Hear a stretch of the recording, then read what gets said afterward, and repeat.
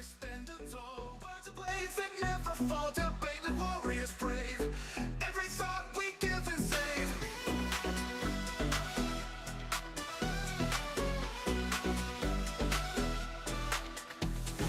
In the ring we stand tall. Words of blades that never fall. Debate like warriors brave.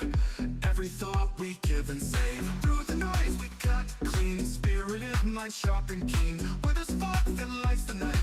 Join us in this epic fight. Welcome to the Spartan Arena, where minds clash and thoughts clean. In the heat of every word, truth and insight will be heard. Buckle up and take your stance.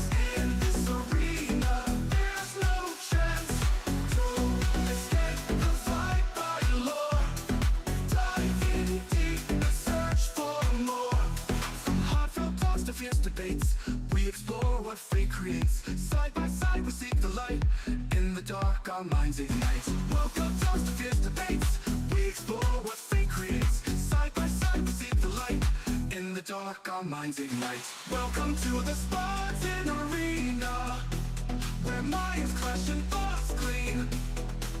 In the heat of every word, truth and insight will be heard. Buckle up and take your stance. In this arena, there's no chance to escape the fight by lore. Dive in deep and search for more.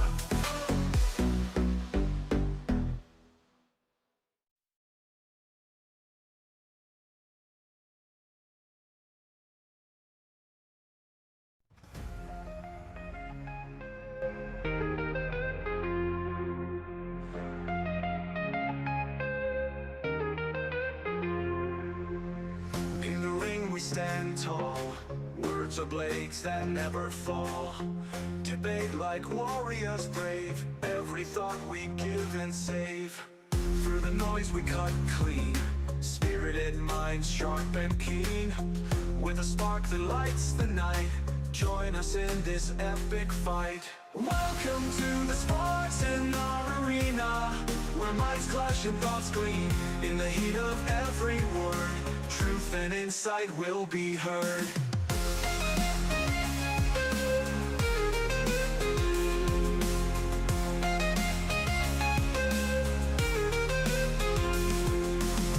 Buckle up and take your stance. In this arena there's no chance to escape the vibrant lore. Dive in deep and search for more. From heartfelt talks to fierce debates, we explore what fate creates. Side by side we seek the light. In the dark our minds ignite. Welcome to the Spartan Arena, where minds clash and thoughts gleam. In the heat of every word, truth and insight will be heard.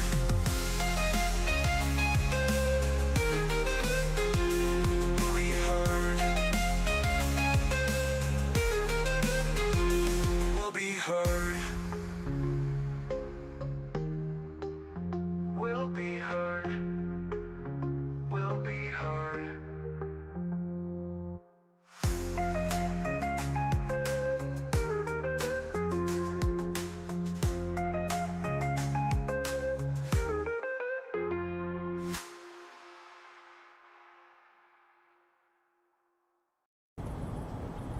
Spartans! What is your profession?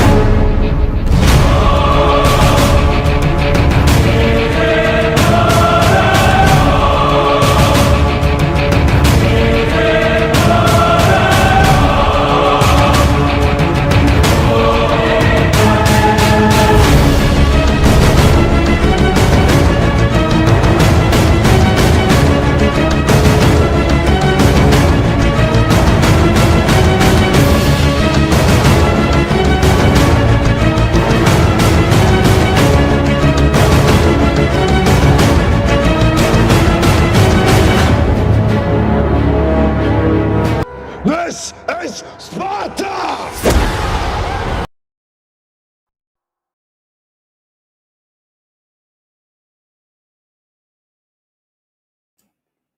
Ladies and gentlemen, welcome back to the Spartan Execute Network. I am your host, Ghost of Sparta. You're at the best show ever, one of the greatest show, the Spartan Arena. But I can't do this by myself. First, let's get these guys in here because, you know, they're like impressing us. Let's get the number one person here, the president himself. Legend, please rise for our president.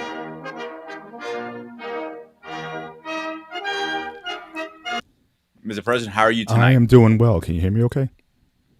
Yeah, you're nice and Awesome. clear. All right, let's get the next person. He's the most incredible person in the world. He is the gigolo of this town. Dude.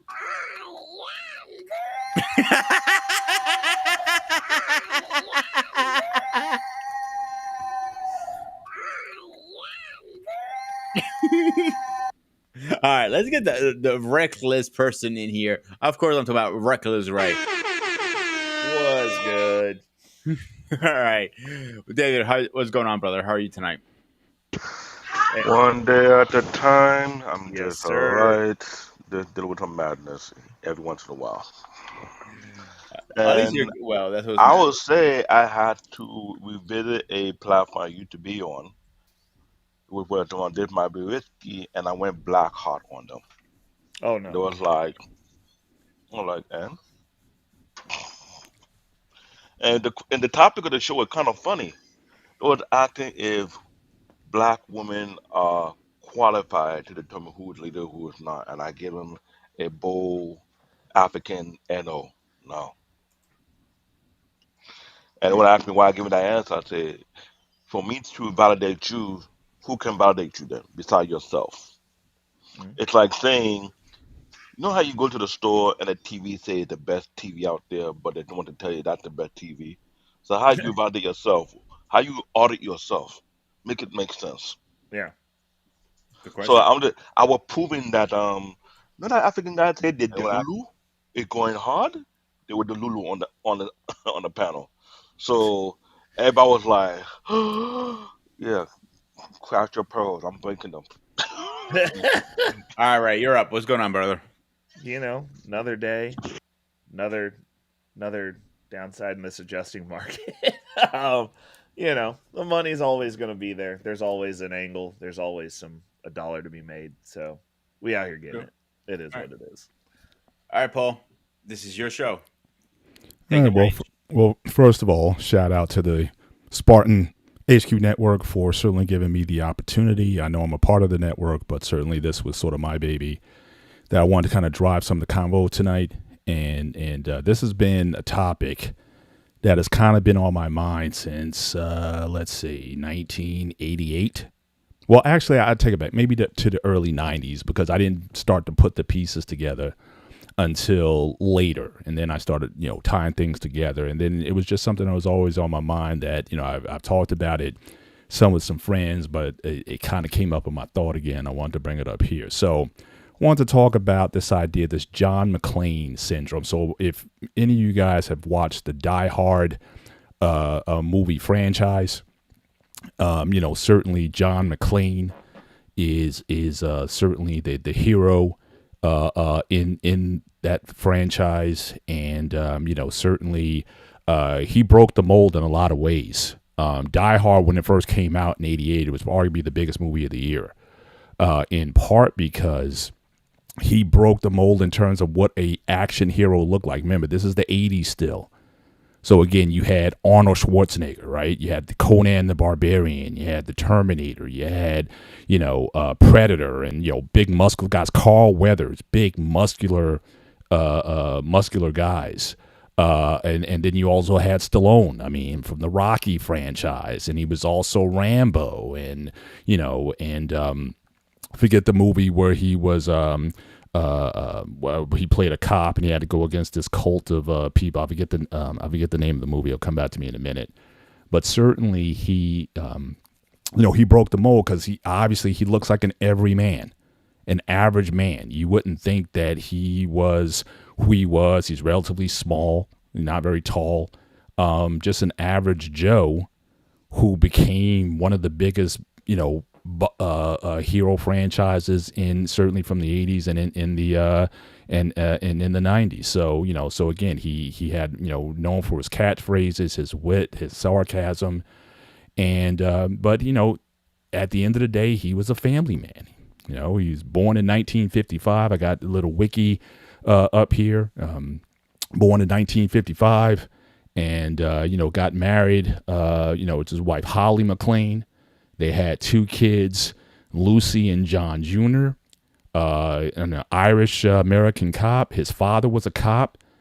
He is also a Vietnam veteran. Rose to the rank of lieutenant in Vietnam. Cop out of New York City.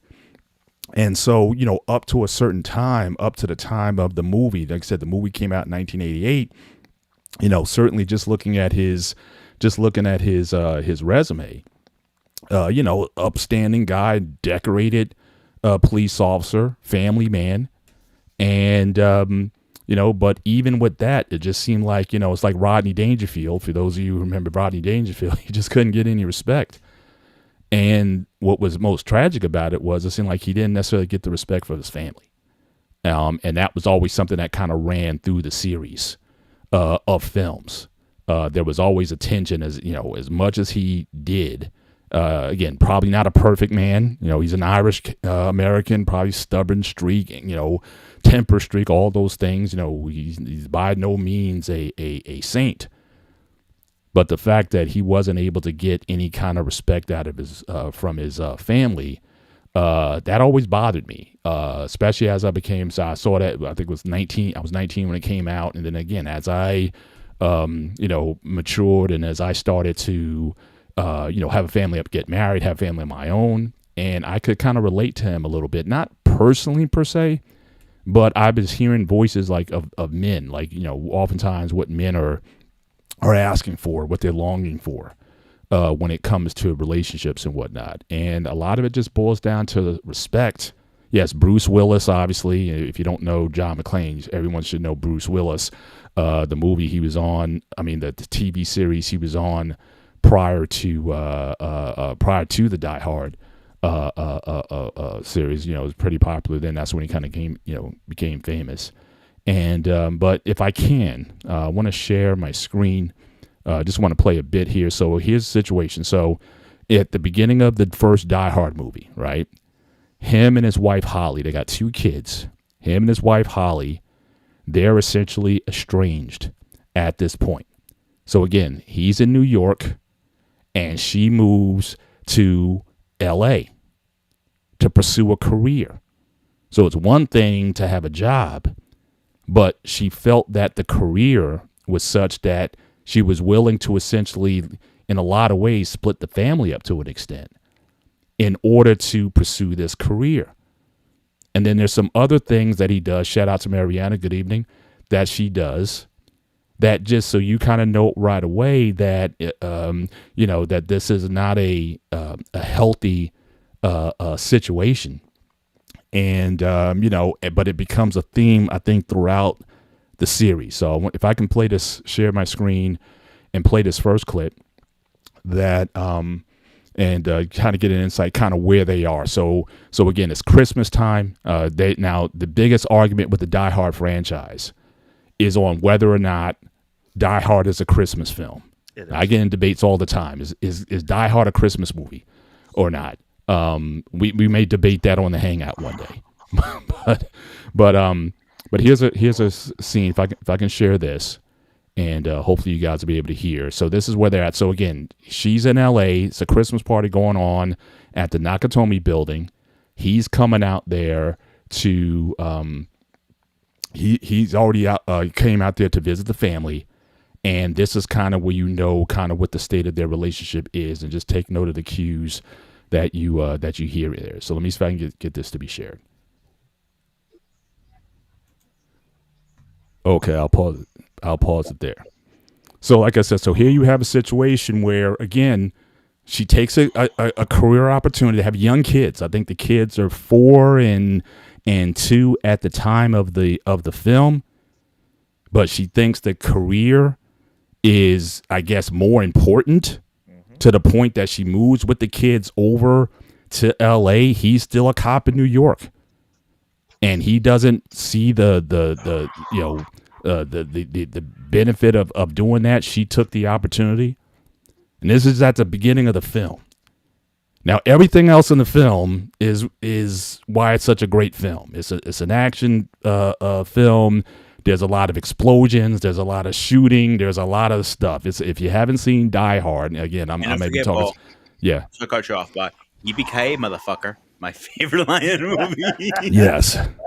Yeah, but that scene right Mm-hmm. there, I don't think people know how instrumental that Yep. scene is because, underlyingly speaking, that scene created a Mm-hmm. culture that actually destroyed the nuclear Mm-hmm. home. Yep. Because for someone like me and going through it right now, right? Here's some of the things that come to mind. Before they came together, was there any discussion about how the direction that family go to go? That was one. Was there any discussion? What if I get that career, if I get that call, how we gonna navigate around this? Because what I've seen since there's a 90 This is movies, right? well, It's the first late one came out early in 90, 1988. Yep. 90, but I would say late 80, early Mm-hmm. 1990. How many homes got broken during that time? Ooh. Think about that. This is why I like having type of intellectual conversation because too many people who have been on this space who are completely airhead, but they're not true historian paying attention to what's going on in the Mm-hmm. climate. I've been in elementary school at that time, but then to the middle school at that era, back in the late 80s, early 90s.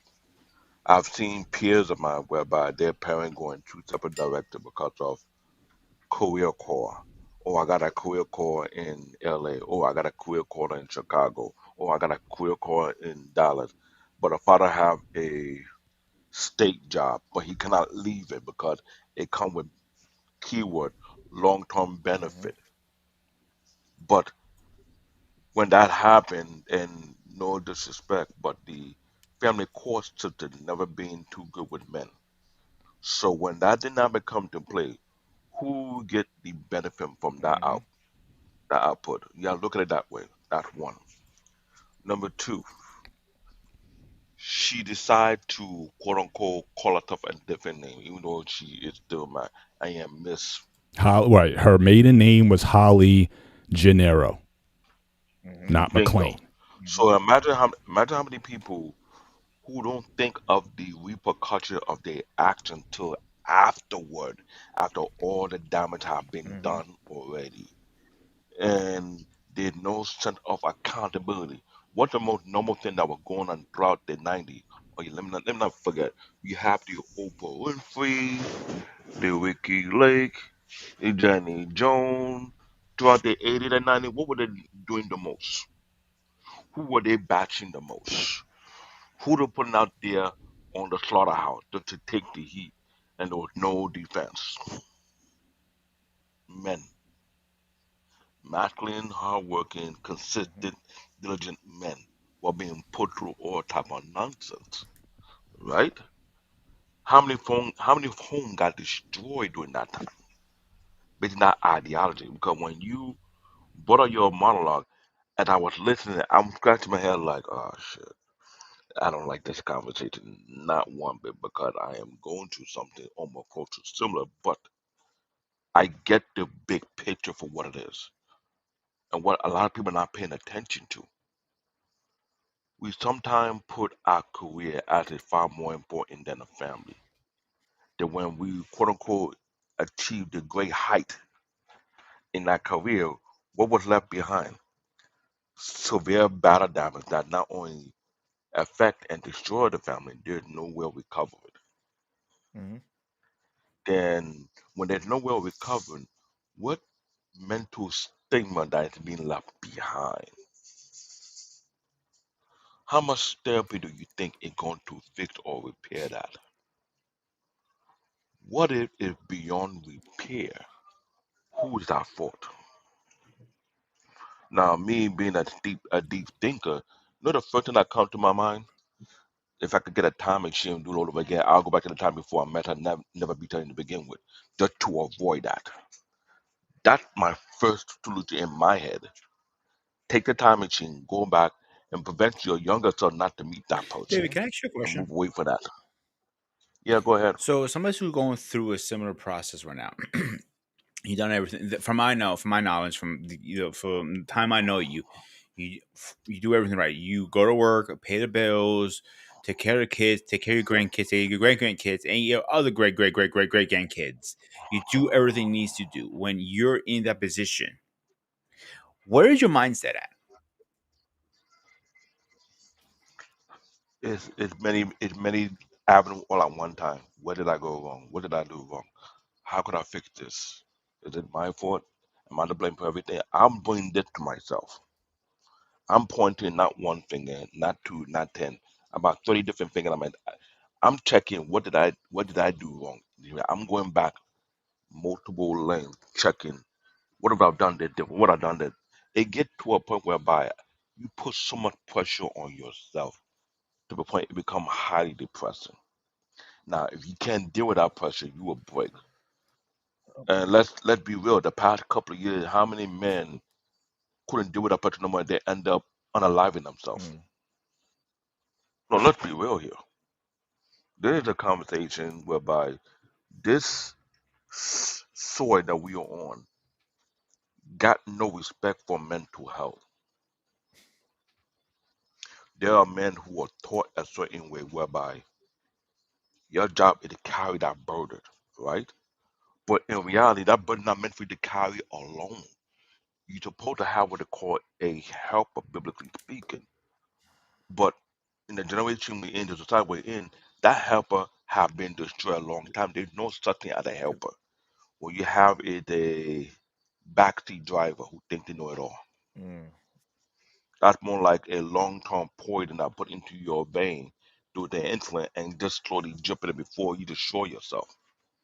Now there are too many fake feminine who be in the chat room and say all type of nonsense, but they lack the IQ, nor the insight, or the main word, the W called wisdom. They don't have the wisdom to understand the aspect behind the conversation. All they do is bark out there like a damn dog. Mm.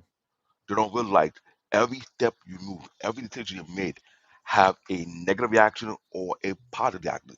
If you don't analyze before you make such decision, it come back and haunt you. Mm. When you have a lack of self-awareness, lack of self-reflection, you don't know how to hold yourself accountable. So why you think men who are raised through the old school way, whereby they lock themselves in their head, they're not allowed to cry, they're not allowed to break, they're not allowed to show weakness. So what you think they do? Who can they talk to? Unless they have peers of their own who will hold them accountable. Because remember I say the lack of the counsel is missing within the black community. So when you don't have a counsel who be like, "Mm-mm, got you," will not only hold you accountable, you feel like you need a break. They say, no, come on here, patch on the toilet, take a week away from here. Mm.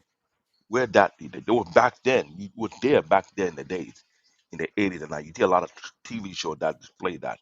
When you have a fellow brother who is breaking down, they say, no, no, no, no, come here. We got a counsel you to chill, relax it out. We'll let your missy know you're over here. You need to detox because there's something going through right now. These days you don't have that. What replaced that?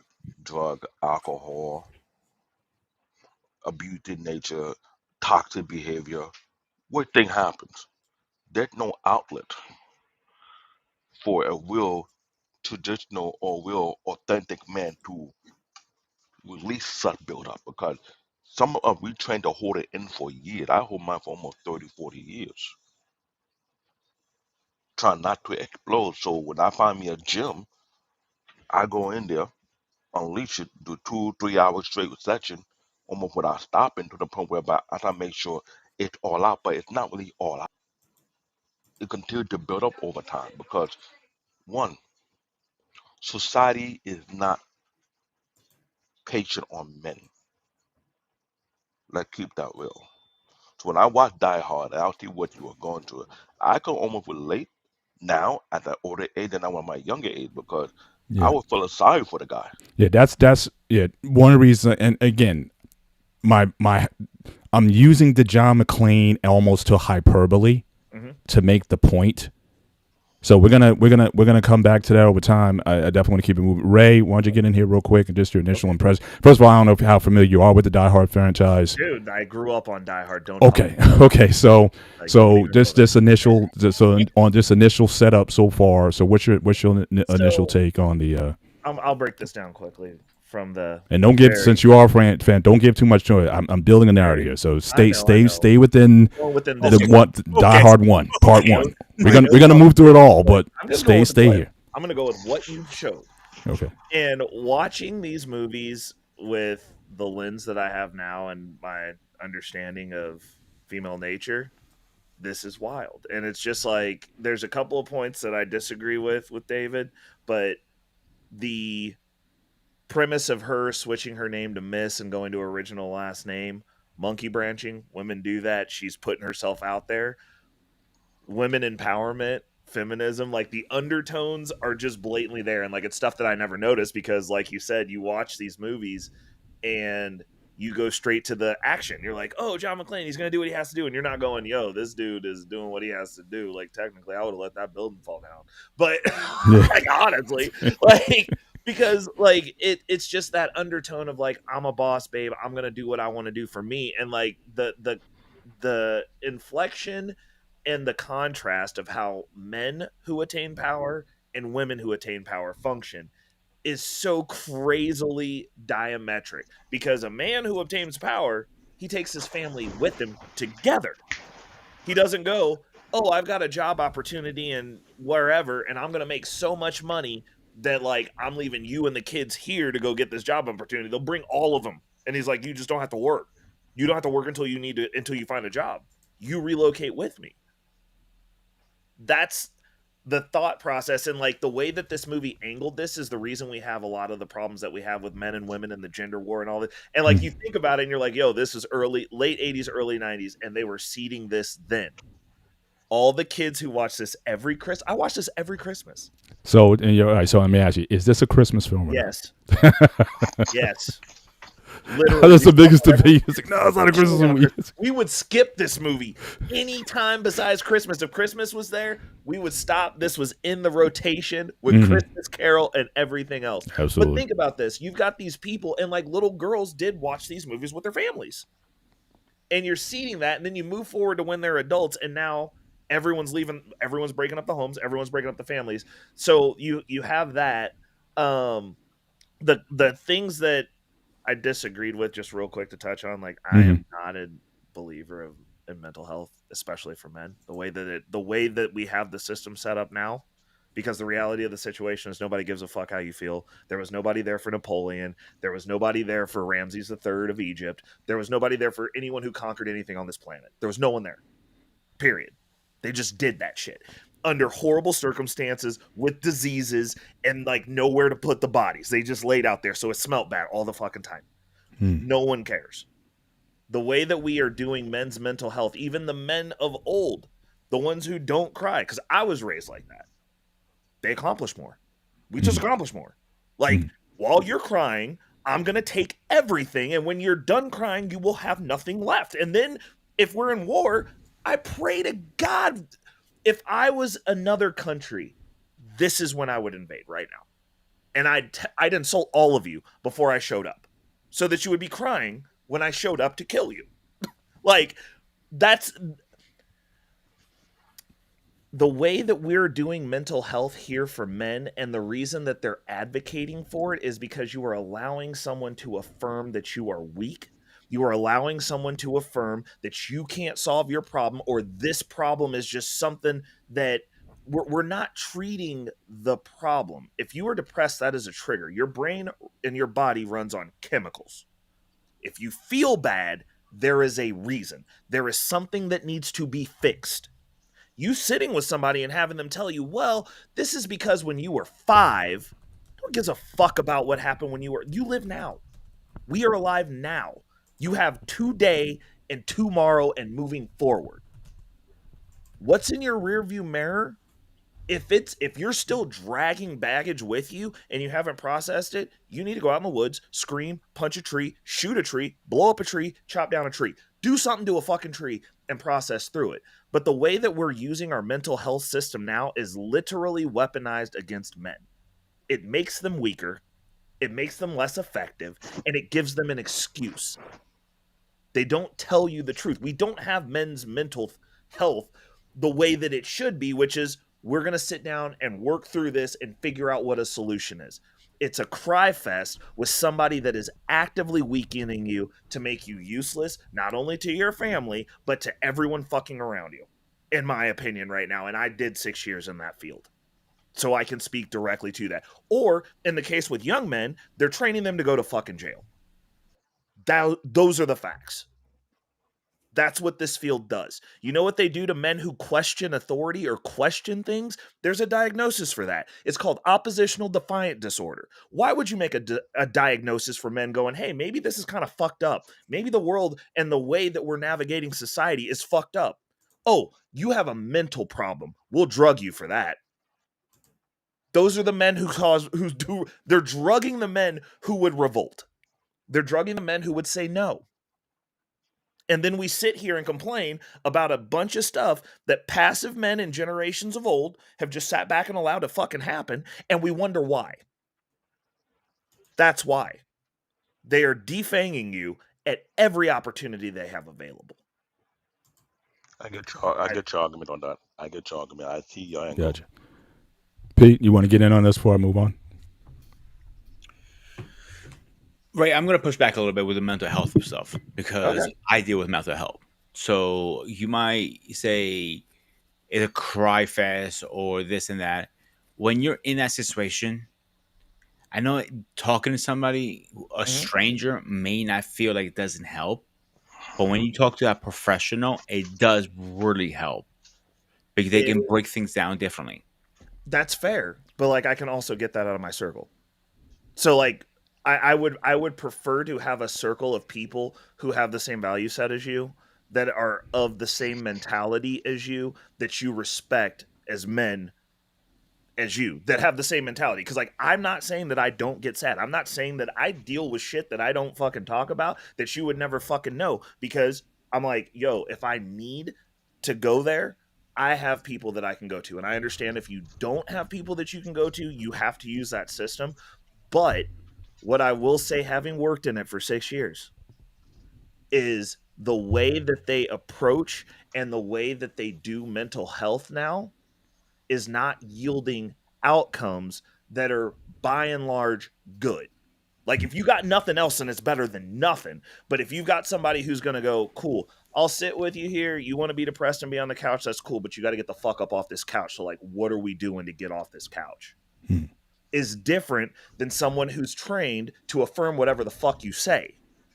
Because what they're doing is, we live in a world where we're affirming everything. You think you're a girl? They're going to affirm that. We're going to help you process through it, but I'm going to affirm what you say. Yeah, sure, you're a girl, Pat. You're a girl. Okay, let's work through these next progressive steps. There's no help, and you're also not a fucking girl, dude. So if that's I totally agree. I'm not disagreeing. If that's if you're the a man, baseline, then what I say is, you're not, if you have nothing else, but like the whole premise of everybody needs to go to therapy. Not everybody needs to go to therapy. If you've got a circle of men that you can talk to that are actually going to have your best interest. I'm not talking about somebody who's just going to shrug your shit off and be like, yeah, fuck you, because that also is not helpful. And I understand that. But if you are talking to a group of solid men who are in your circle that go, yo, okay, we're going to work through this problem. Like if you're trying to be like self-deprecating, the negative response for that is like, I'm going to let you just do that. And then you can come back to me when you want a solution. That's tough love. I've gone through that experience myself. I've had friends who've gone through depression and I'm like, cool, I'll sit with you. It's been a month. Are we getting off the couch? We're not getting off the couch. Like I'm not going to fuck with you until you're ready to get off this couch. And as soon as you're ready to move, let's go. As soon as you're ready to do solutions. Right. But, let me ask you, Ray. Yes, sir. Have you been there? And you don't have to share any of your personal business if you don't want to. But have you ever been to a place where and I don't think you ever been diagnosed, but have you ever thought you've been like in depression, not just sad or upset about something, but in such a funk that it could have been classified as depression? I Have put you off been to that buying low my place? firearm because I probably would have eaten a bullet had I done it a little bit earlier. Okay. I just want to know. Thank you for sharing that. But let's move this on. So again, we have the movie and we have the bad guys, the Germans and whatnot. Hans Gruber, give me my detonators. All that stuff that went on in the movie. All right. Yep. He basically, at the end of the day, he takes out most of the bad guys, saves his wife, saves the hostages and everything, and he comes out and there's a scene at the end of the movie. Now, one of the reasons why I also played that scene was, again, the name thing. Mm-hmm. Because if you remember at the end of the movie, now he kind of comes to himself to be more understanding. It's almost like he thinks the problem is him. So he kind of says in the movie, it's like, if I don't see my wife again, he tells the brother, Reginald Vell Johnson, hey, if I don't see my wife, I should have been more supportive and all that. And at the end of the movie, he acknowledges and says, oh, this is my wife, Holly Gennaro. And then she then says, no, it's Holly McClane. So basically the dude had to, again, take out a whole German special ops group, blow up a building, all that stuff, just for you to be comfortable with you saying, oh, my name is Holly McClane now. Yeah, I think I can start using that name again because you got to do all. So I'm thinking if he had to go through all of that to get just a little bit of respect who's that? The average man, the everyman. What do you have to go through oftentimes to kind of get that kind of respect also? So I just found that interesting that I want to revisit that because that's like the bookend of the movie. She was Holly Gennaro going in and proud of it. But yeah, he's gonna blow up a few black guys and all that stuff. Yeah, I think I can take McClane. Yeah, I think I'm good with that now. That right there, you said, is what killed me the most. You become what they call the cleanup man, the keyword, the janitor. You clean up all the mess, all the chaos, all the roadblock, all just to get a major slap in the face. Now, for most guys who done that for a particular woman who they thought was their woman, and later on down the line, you find out she just give you the FU. The first day it come to your mind like, oh, really? So what would the point of me investing my lifetime to save your sorry ass? So you know what? I get it. But that what I hate me mad about that movie, he go back, if I'm correct, part 2, part 3, So when you the thing can't again. get ahead of this. You can't get ahead of the No, narrative. I get ahead of You're that. jumping You to that. gotta stay right here. We're Let- about to let- get into about to get into two because there's not a lot to two, but I want to show thank you for something that. from two. No, I'm gonna thank you for build a that. narrative. Because Well, let me ask you a I- quick question before Yeah. we go ahead. I'm just curious. Uh-huh. From all the movies, which one's your favorite? Oh, the first one, First one, hands down. Yeah. the first one. hands down. Yeah. I'm- first I'm- Second one was dope. Actually, I think if I was to look at them, it's kind of like it's like a downward slope. My favorite's the first, the second, the third, fourth, and the fifth. So it's in reverse order. I didn't like. Actually, my favorite's a third. It wasn't bad. I liked it. Samuel L. makes any movie good. So I liked it. But again, in the order of things, I think from first one on down, it got not. I'm gonna say any movie was bad per se, but as far as favorites, yeah, I think it's the first through the last. I'll say this without trying to point out that first movie hit home harder than anything else because even though I watched so many times as a young kid, when I had to look back when I'm older, it made me feel like, you know what? If I had to do that for somebody Yep. and they do that to me in return, by all means, I might well go straight black heart on your ass. You deserve every single repercussion that come afterwards. Do You're getting not ahead of it, David. You're No, getting ahead of it. I'm not getting ahead. I'm just saying You're that getting ahead first of it. movie. I say that movie right there, the how it ended. But again, he didn't blow up the building yet. So I didn't say blood. I say the disrespect. yeah, like I said, it started with that, but he did a serviceman's job at the end of the film after everything's said and done. He He becomes a national figure. He's celebrated. Everybody knows who he is. Shout out to Boss Man in the building. Salute, sir. All that he does. But the thing, what I'm saying, He did what a husband supposed to do. Ah, see, that's gonna be all right. So that's gonna be a problem. We got all right. Hold on to that. We're gonna come back to that. All right. Okay. What the hell is it supposed to be? So a husband's supposed to go and blow up buildings and take out 20 bad guys and whatnot and all that. Okay. We'll come back to that. But this movie's supposed to have a happy ending, right? So again, this is probably the happiest ending of the series. He earns the respect of his wife and says, "My name is Holly McClane," and that's basically how the movie ends. Now, let's get into part two. Die Hard 2, Die Harder, right? Now, again, generally, it's a decent film. It's not, you don't see some of the drama. They're not together for most of the film. But I found a very interesting scene in the film, okay? So, again, John McClane at this point is like nationally known. So all his exploits at the Nakatomi building, he's everywhere he goes. It's like, hey, aren't you? He's like, yeah. Now this is an interesting scene that I want to play here, so we get the idea of the character of the man. The character. Okay, it's a subtle scene, but I think it's an important one. I'm going to play this clip. Oh boy. If I can get to it. Okay, here we go. All right, sharing now.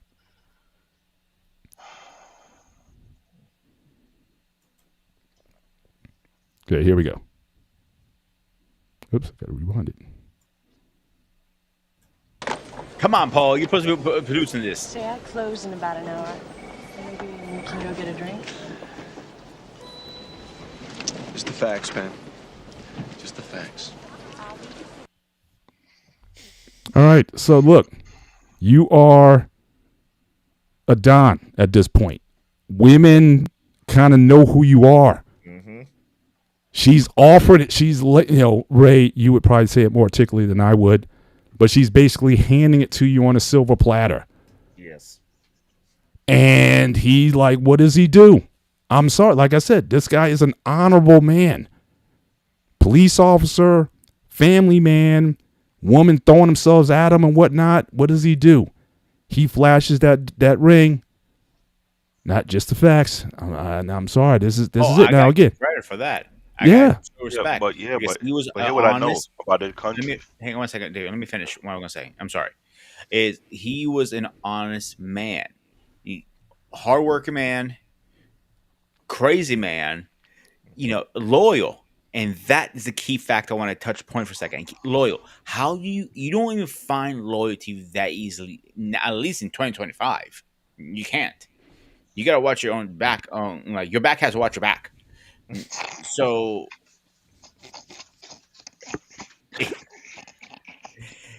my point is trying to get to that loyalty back then. Imagine that my movie was made today. Here we go. I'm not married for a couple of hours. I'm back married again. David, you okay? You having a heart attack there? Your back You had to sit watch right your there, back. keep your mouth to mouth. No, your back had to watch your back. That gave me a heart attack. Like goddamn. Okay. That's the All right, so again, I wanted to show that again, just to show you just another character aspect that we're able to see. But for some reason, oftentimes the people closest to you oftentimes don't see. There's a Bible Jesus talks about, again, a prophet is an honor in his own country. A lot of times the people who are closest to you, and a lot of times you get the least respect. Everybody on the outside can say, hey, great guy, Ray's a great guy, David, salt of the earth guys or whatever. And then the people close to you be like, David? Right. Ray? It's like, it's like your home life. Now, some people look, it kind of keeps you, it keeps you humble. But, fairly honorable guy here. So again, Ray, what do you think about that? So I mean, it goes to engineering what they were wanting for men. I mean, it's that dichotomy. It's like we're supposed to be. It's the women are wonderful complex. Like it's like she can do everything. Women are equal to us plus better. except for they also, in order to get the respect, you got to go through all these steps and hoops and hurdles. Also, you're supposed to not play the same game that she's playing.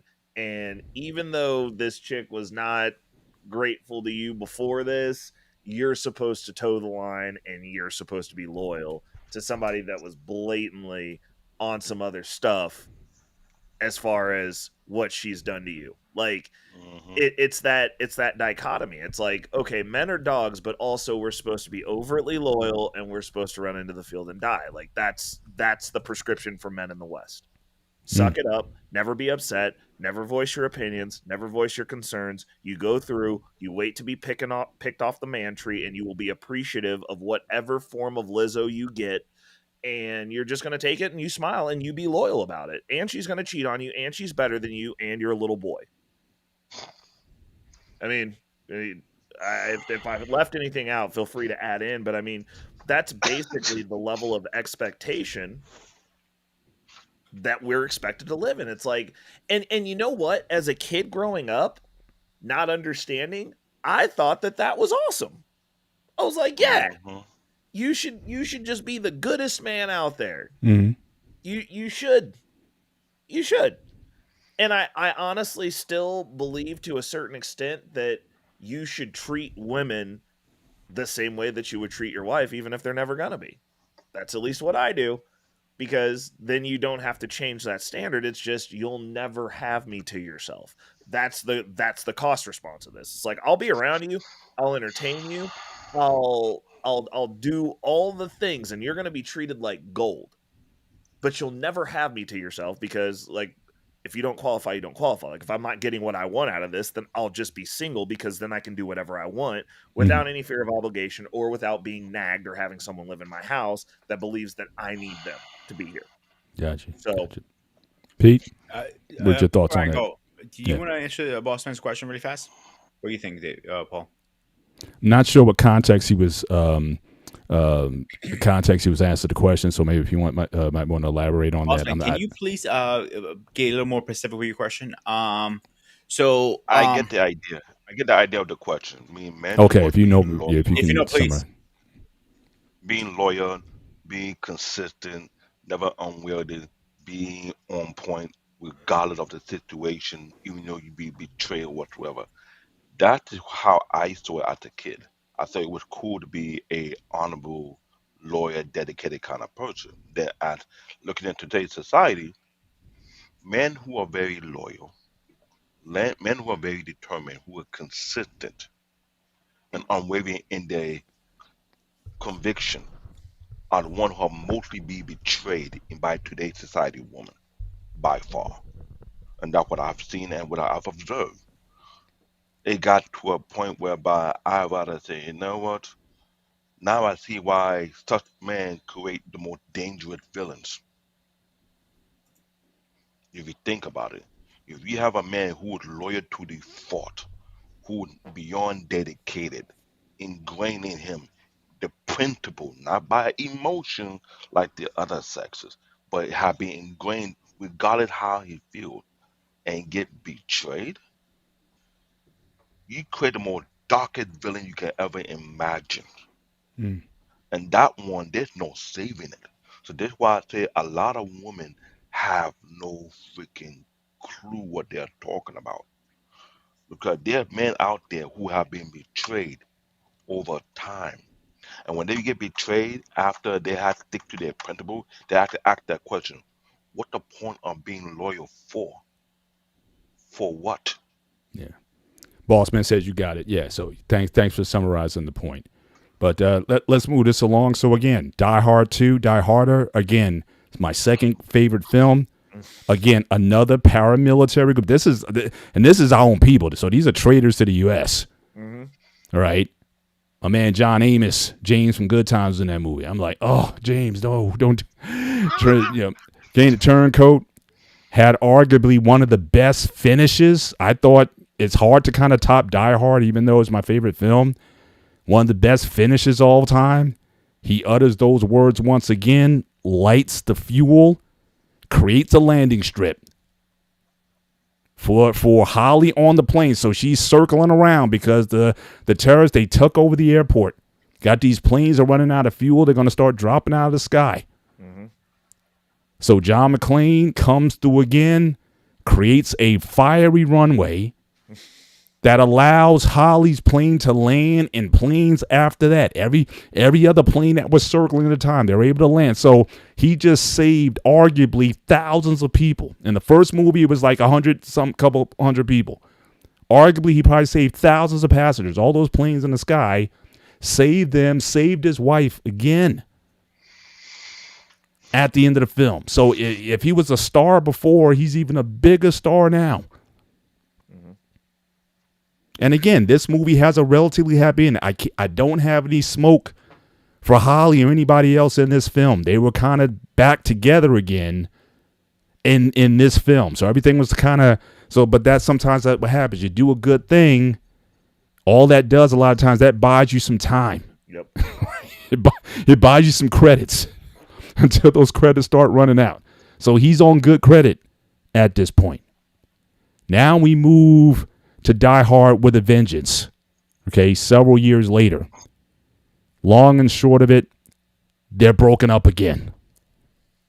And he's in such a state. Now, I will say this, getting back to David's earlier point about men in depression. He gets in such a funk this time that he actually turns to alcohol. So at the beginning of the film, he's found in a drunken stupor. They know the cops need him. Again, another Hans Gruber's brother is now on the scene. You know, Jeremy Irons, I don't know. He was that was a weird role. He's kind of weird in that film. But Jerry Irons always plays these kind of unorthodox roles. But in any event, John to the rescue again. This time the threat is that they're going to bomb schools, children in New York City. They got to find the bombs, find the terrorists, everything. But at the beginning of the film, he's broken up from Holly. So I want to play this next clip that kind of summarizes the situation. Now, I would think, me personally, if I saved you literally twice from impending danger, not only that, but thousands of people, I would think I would get a little bit more respect. Just a little bit. But they had another situation again. And John, I'm not painting John as a saint. He is not a saint, which we're about to see in this next clip. All right, so let me share my screen. Let's go through this one.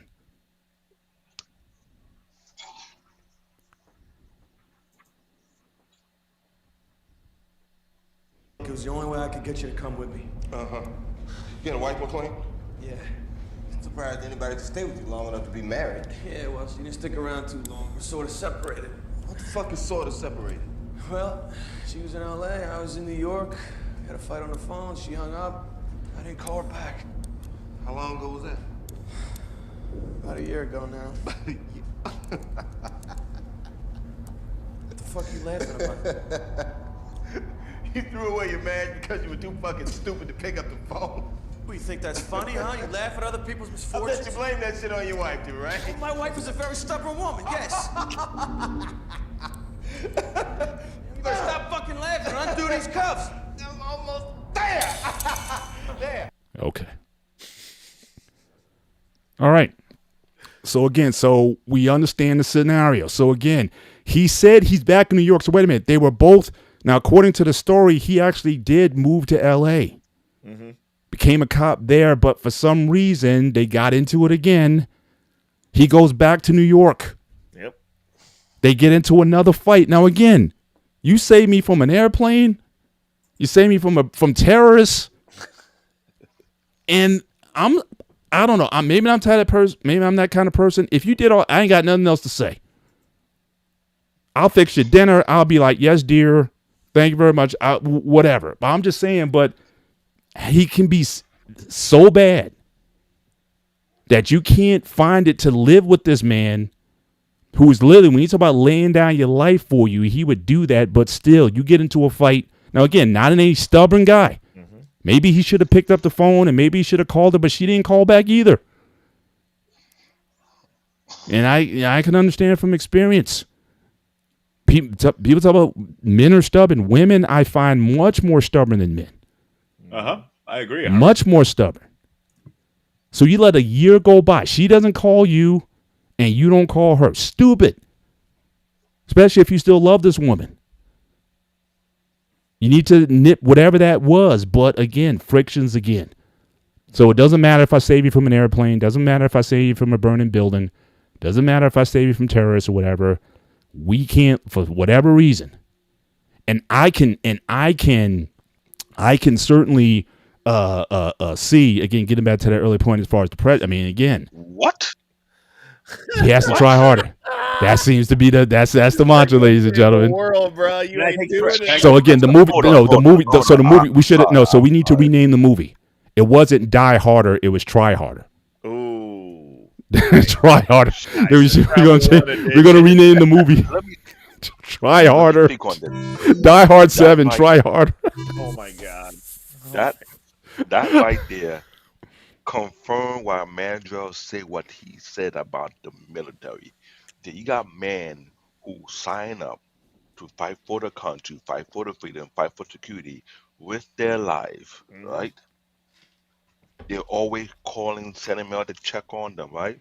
You come back home, you think you got a family, you find out none of the kid that you had is actually yours. Like you risk your But see, life but for even then, to, but this, see, like I'm using him as an hyperbolic, right? I Because know again, I used to talk he about didn't say. See, when you talk about the military wife at home, he's not. Yeah, he's kind of quote unquote, as the military says. Yes, he's fighting for our freedoms and all that. Yeah, but you have direct evidence. He saved you twice, bing, Yeah. and bingo. whatever other times prior to, or maybe even after that. I don't know. We just know from the films he saved you And the thing is, twice directly. Well, you can definitely say unequivocally it was him who did it. Mm-hmm. but the thing is, when I look at the movie was based on a society culture that's been embedded here. He saved her twice. He risked his not only his life, his limbs and everything, and And he got then beat. some. And that's another thing I like about John. Again, he's not a Superman at all. Yeah. He's not He's Arnold. not. He's not Rambo. He's a regular guy. Now he does have a berserker mode. I give him that. I mean, because you be beating up on him, he just gets tired and he just starts laying. He's got that dog in him. I'll give him that. But he gets And that's the he's thing. not a Floyd. He gets beat up. He gets bruised up and So everything. But Paul, he lays it on the line. But Mr. Bennett, but Mr. Bennett, here's the problem. For a man had to go so far to prove his worth and still don't get respect from that woman. Logically speaking and biblically speaking, that is not a woman to begin with. Right off the bat. No argument because correctly noted, men had to prove their Yep. worth. But to go down further, even beyond the limitation to prove your worth and get that disrespect, she's not a woman to begin with. She's not worthy to have the title of a woman. So if you gotta risk your life for a person of that caliber, by all means, you should have met an African co-star. Let me take you to the mountain and get you a new wife. How about that? We'll talk because the level of entitlement that these women have generated since the late 80s to Mm-hmm. now is saying, okay, so what you saved me, but still not enough. Okay, you risk your life for me, still not enough. Oh, so I gotta be the asshole to be enough? You know what? F you. F you. That's why I said the most loyal, the most. Here's what women don't understand about men.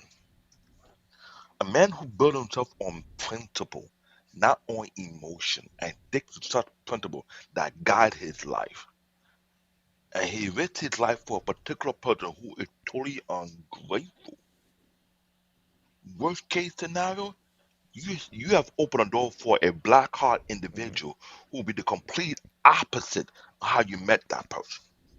That's why I said what I said. Such men are not respected nor honored on this soil called the United States of America. Mm-hmm. Period. Such men have every right to turn to a black heart and say, you know what? You might well drown. I'll keep it moving. And a lot of ignorant, claim to be smart who are actually foolish don't understand what they are doing at all. Let's be real with that.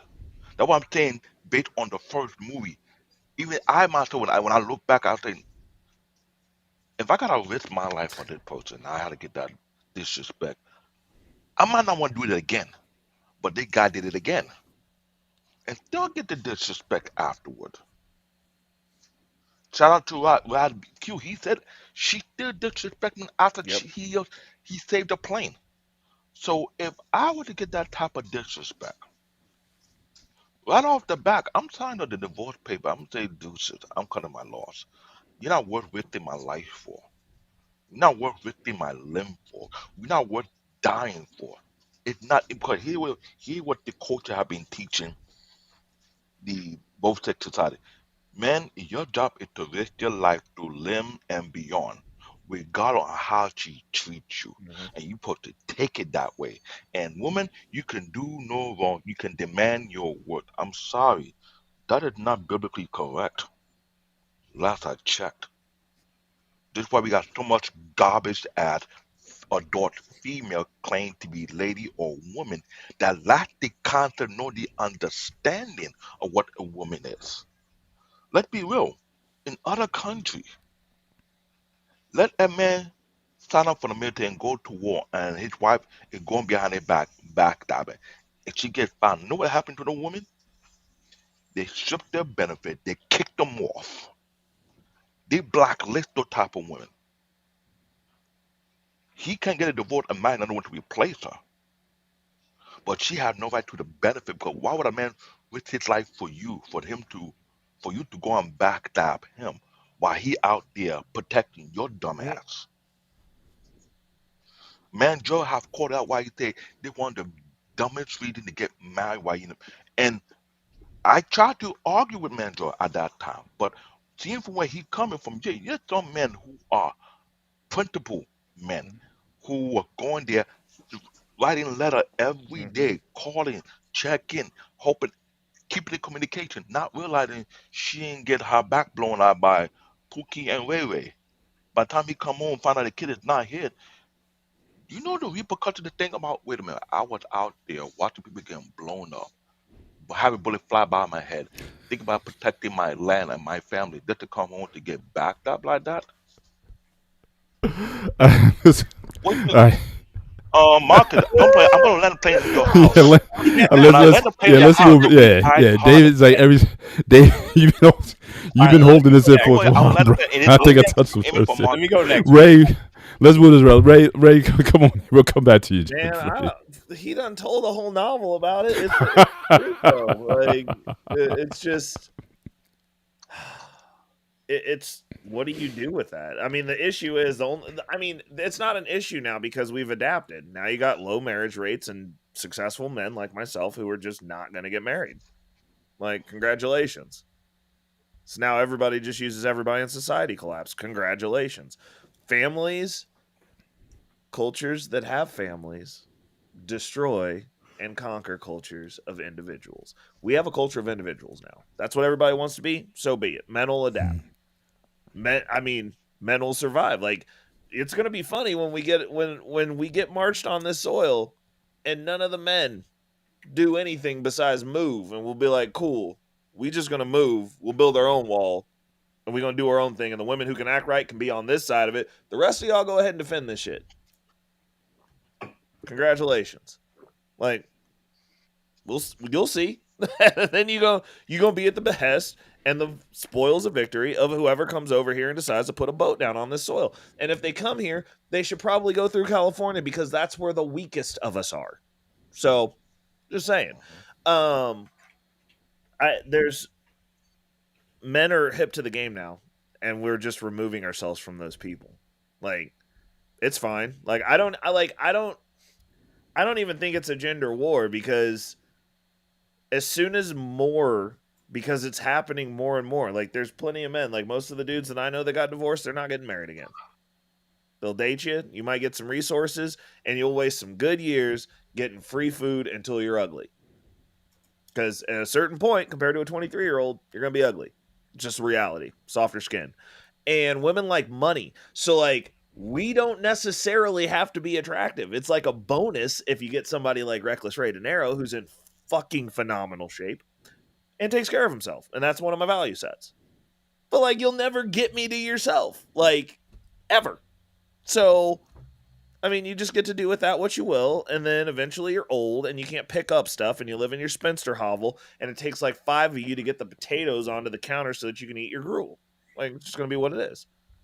Shit gets heavy and bones are brittle. So, figure that out. And I mean, honestly, we talked about this last week. Like, Bennett and them, like, I don't even understand what the reasoning is for women to be talking about, I want a marriage and a relationship if you don't want to have kids, or you can't have kids. Like, what's the value add there aside from somebody getting to watch you rot and die? Like, there's really no fucking benefit, to be honest.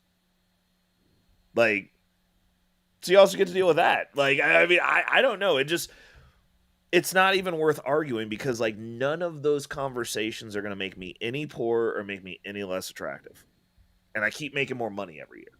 And somehow I keep getting into better shape. Like, it's fucking wild conundrum of being a man. I don't know. But, like, the longer this timeline runs, the better my existence is going to get. So, I mean, it's just like you just nod your head and you're like, cool, you're a boss, babe. Enjoy that. We'll see you when you're 40. Like, whatever, dude. Like, hope you like getting folded. Like, Pete. Yeah. I mean, no one's signing up to do these Herculean things anymore. No one's doing that. Like, they've killed that because there's no benefit. There's just no benefit. We don't get anything out of it. Not only do we not get anything out of it, you get shit talked to you while you're doing it. Like, what's the fucking point? Oh, try harder. Like, no, fuck you. Like, I'll just get rich. Like, that's cool. Like, what are you talking about? You know what else is fun?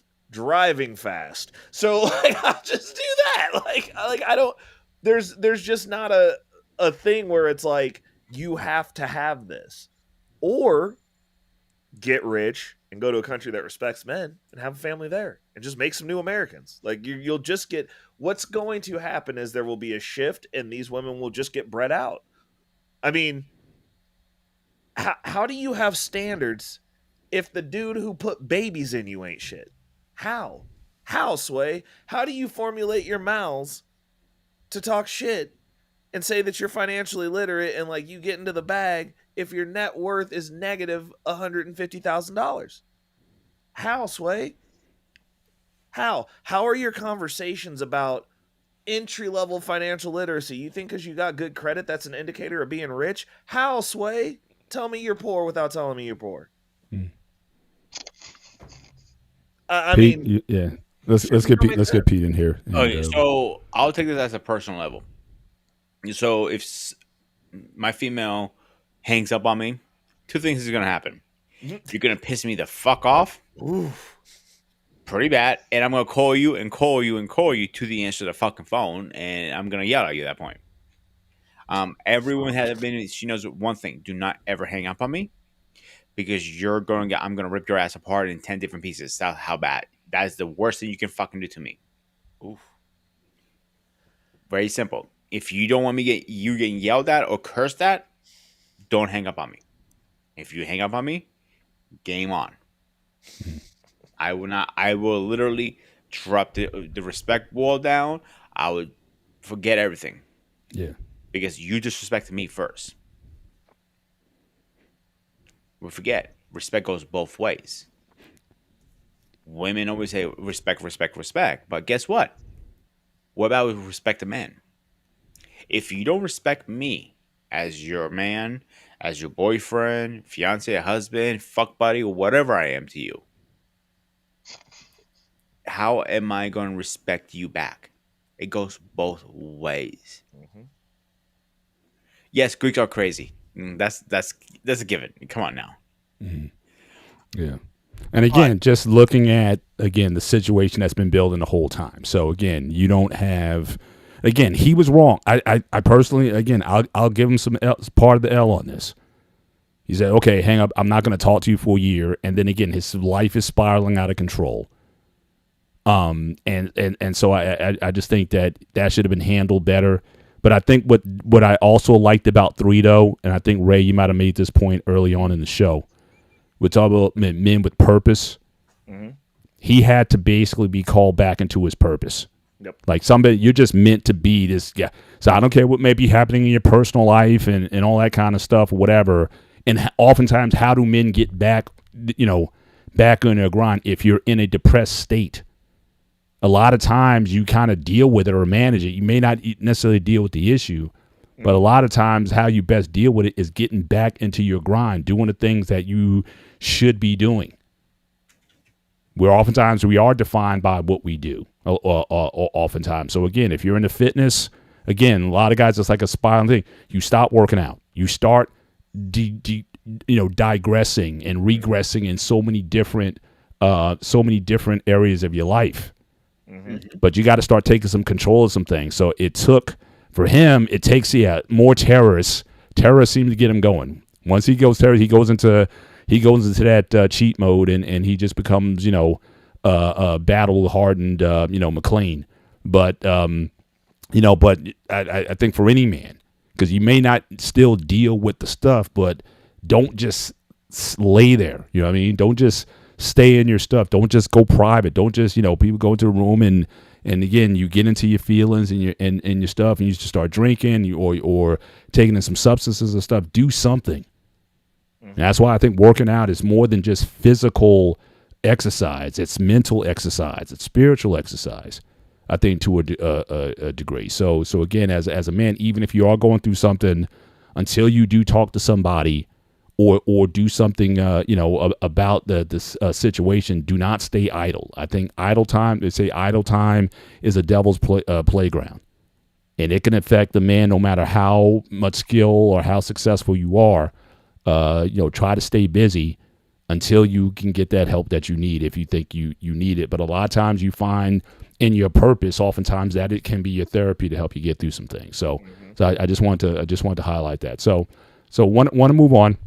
We got about another half hour in the show. So we go on to the next film, Die Hard 4. Live Free or Die Hard. And in this one, now again, at this point, Holly and John are divorced. All right. So again, despite all the back and forth to start, and again, people have been there. You try to stay with your lady, your wife, you reconcile, you get married again, get divorced again, whatever. Some people, it's just like, I think some songs talk about, we're better apart. it may just come down to that we're better apart from each other. But also understand what a lot of this dysfunction does. Mm-hmm. Because you think it's just about you and her, and it's not. And the decisions that were made going all the way back to the first film had generational consequences to it. So I'm going to play this next piece from Live Free or Die Hard, and we'll see what one of these effects has been. So here we go.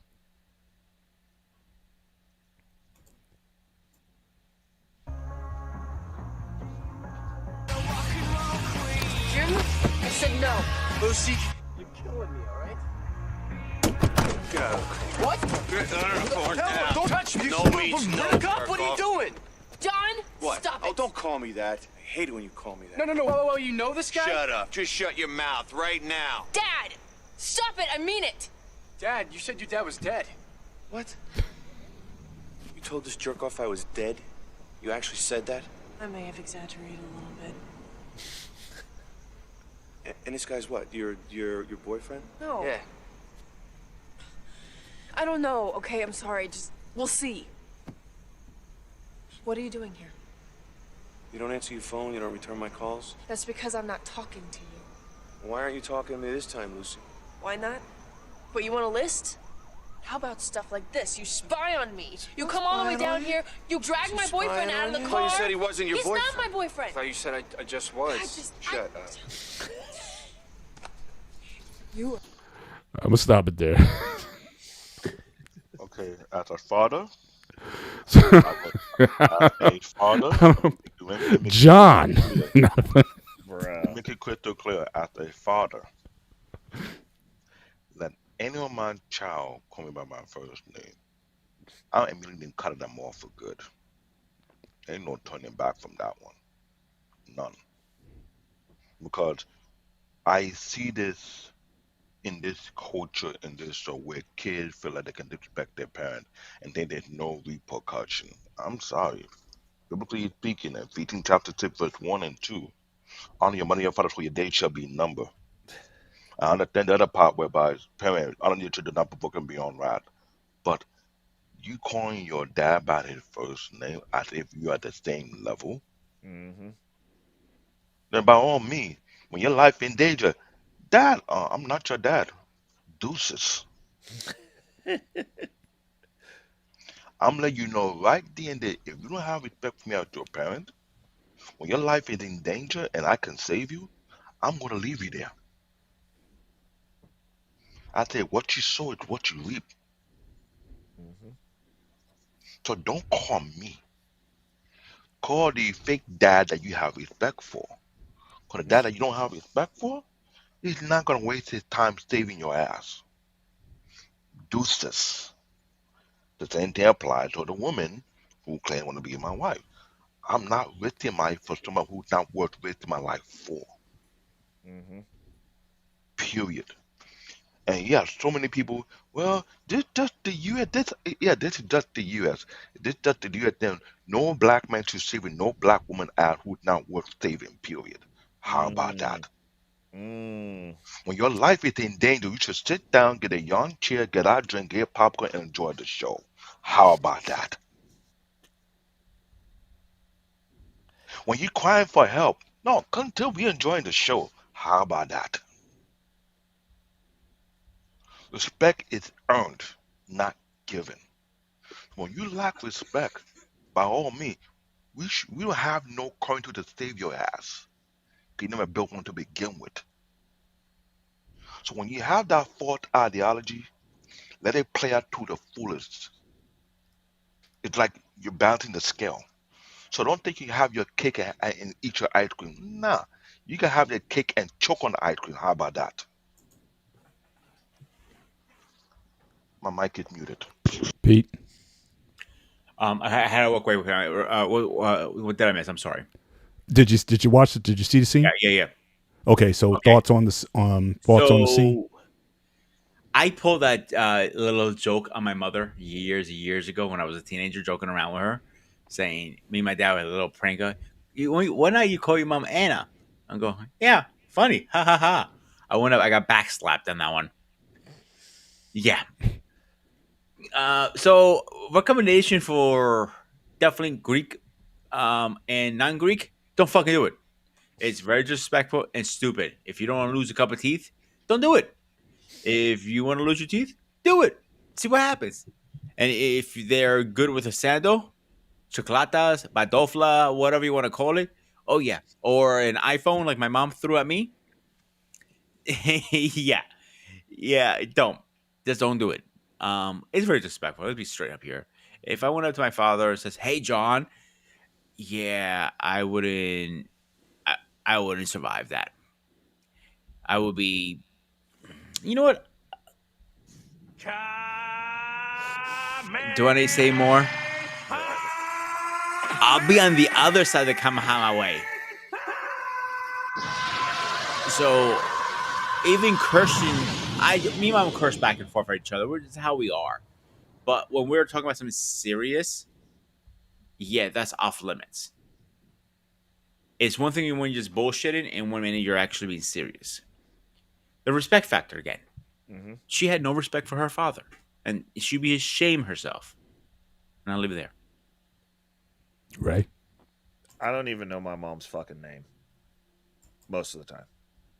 Like, what I different generations, man. Like, I, bro, my mom choked me out before, and I didn't even use her full name then, because I couldn't remember, because I couldn't breathe.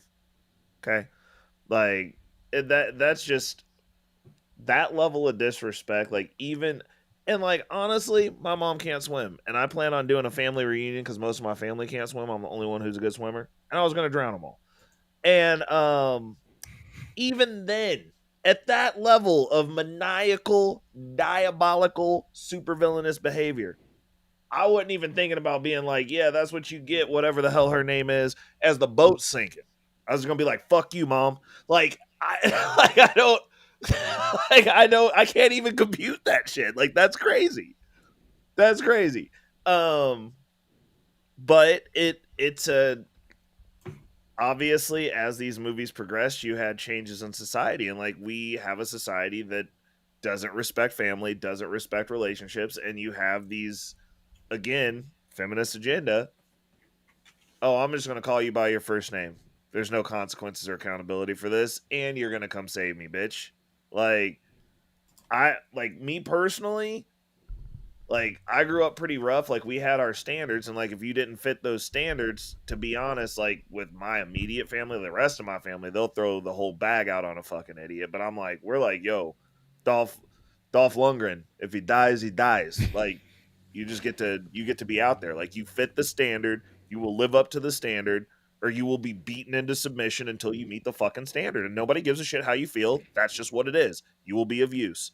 You will be whatever the fuck you need to be. Wherever this family's going, that's what you get to be. Congratulations. Or you can opt out of this existence one way or the other. Like I can't even compute that level because I'm like, I wouldn't accept that. I'd be in the news because that would have been a double homicide or something. Like, I don't know. I got a real life experience to share. That really happened.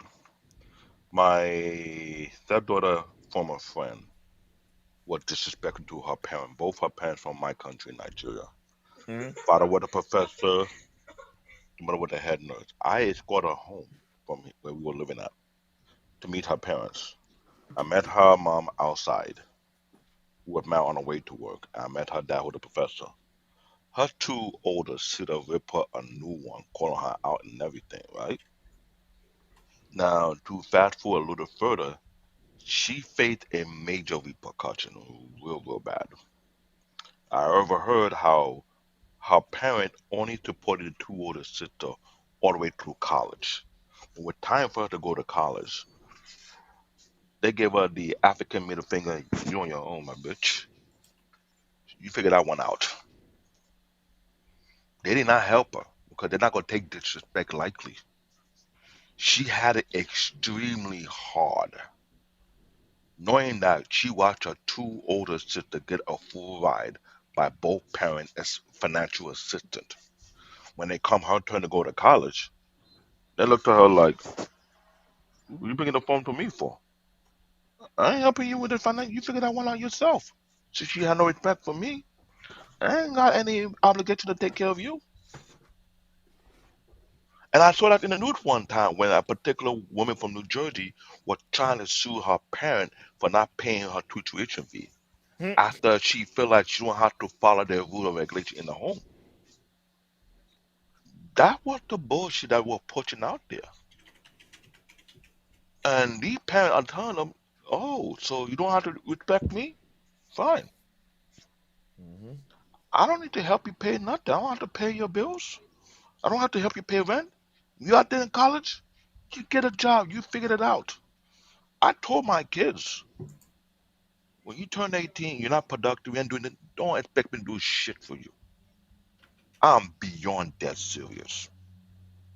You go figure that shit out your goddamn self. All right, let me add some context here.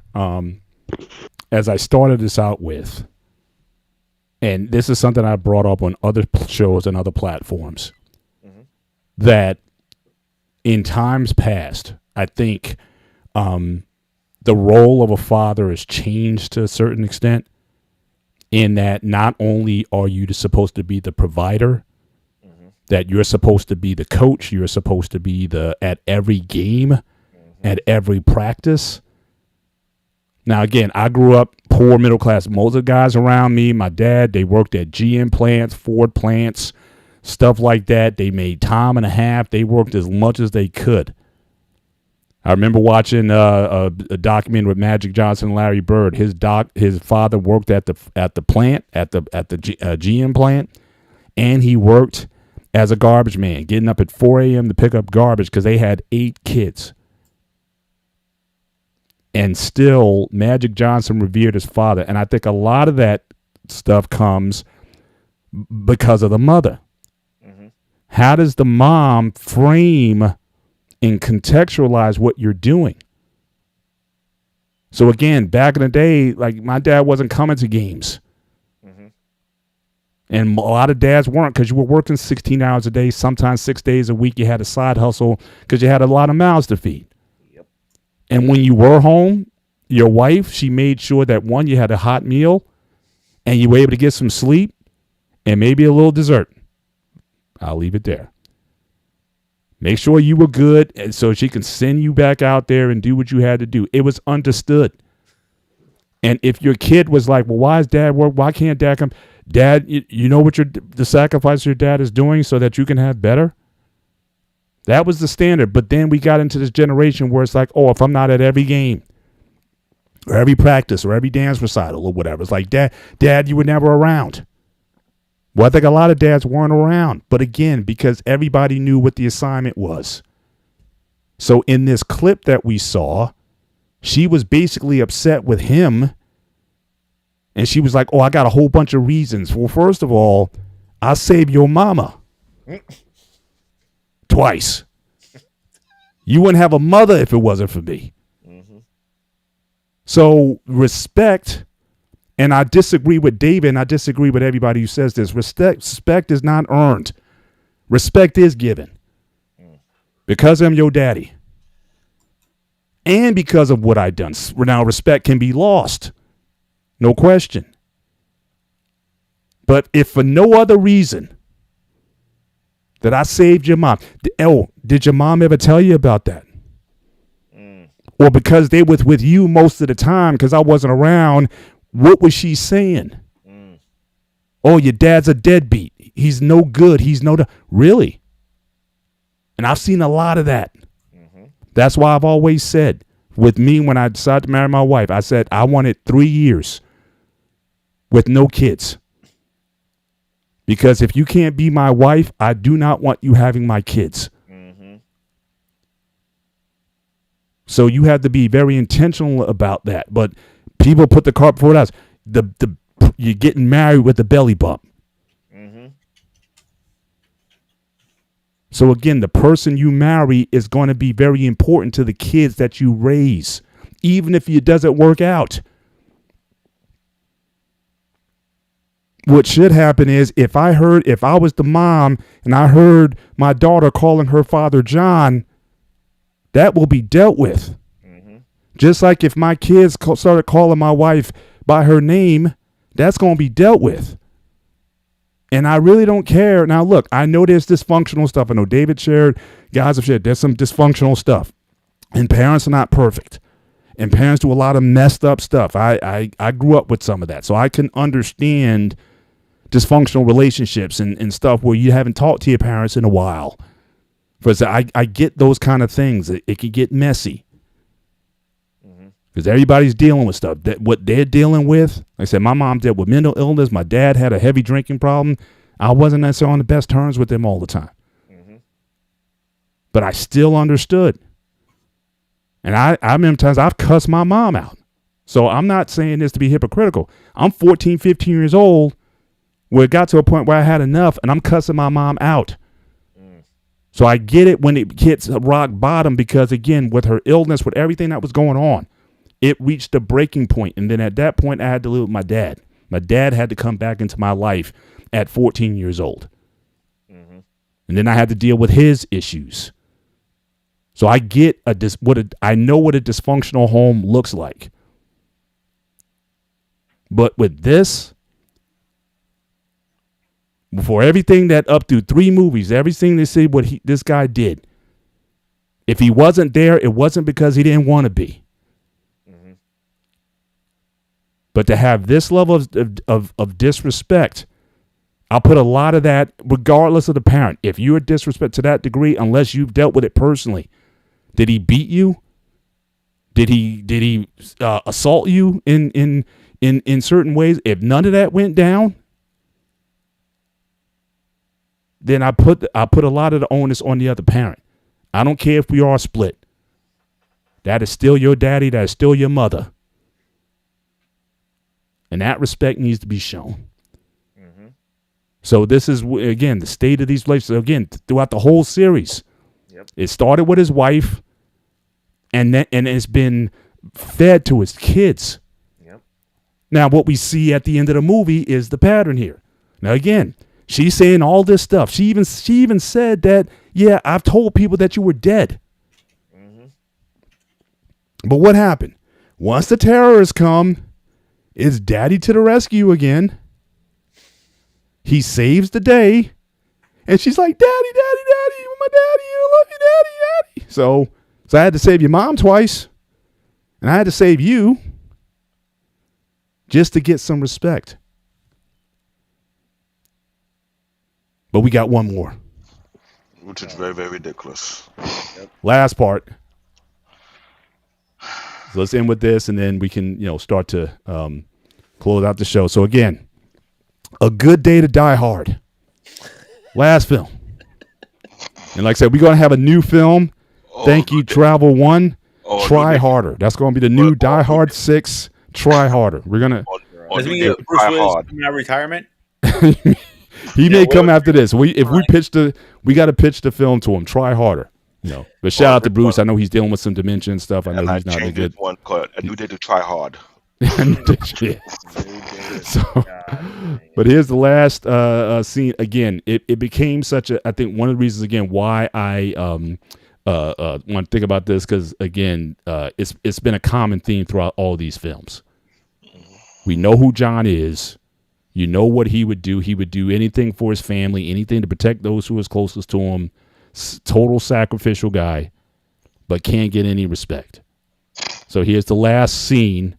Now this is his son comes up on the scene, and he's alienated with him. But let's see here. And again, I'm only finding clips that I could find. I couldn't find exactly what I wanted here, but this is about as close as I was able to get.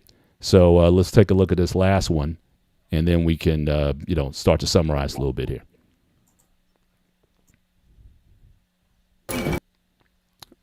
All right, well, at least they have some male bonding time. Hold on.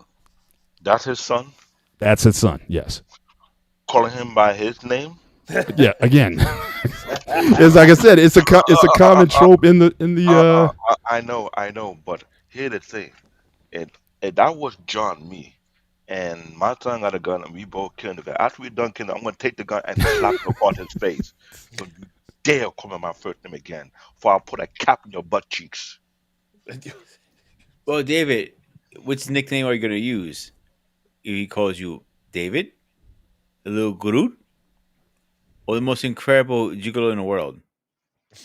How about Black Thunder or Black Nightmare? How about that?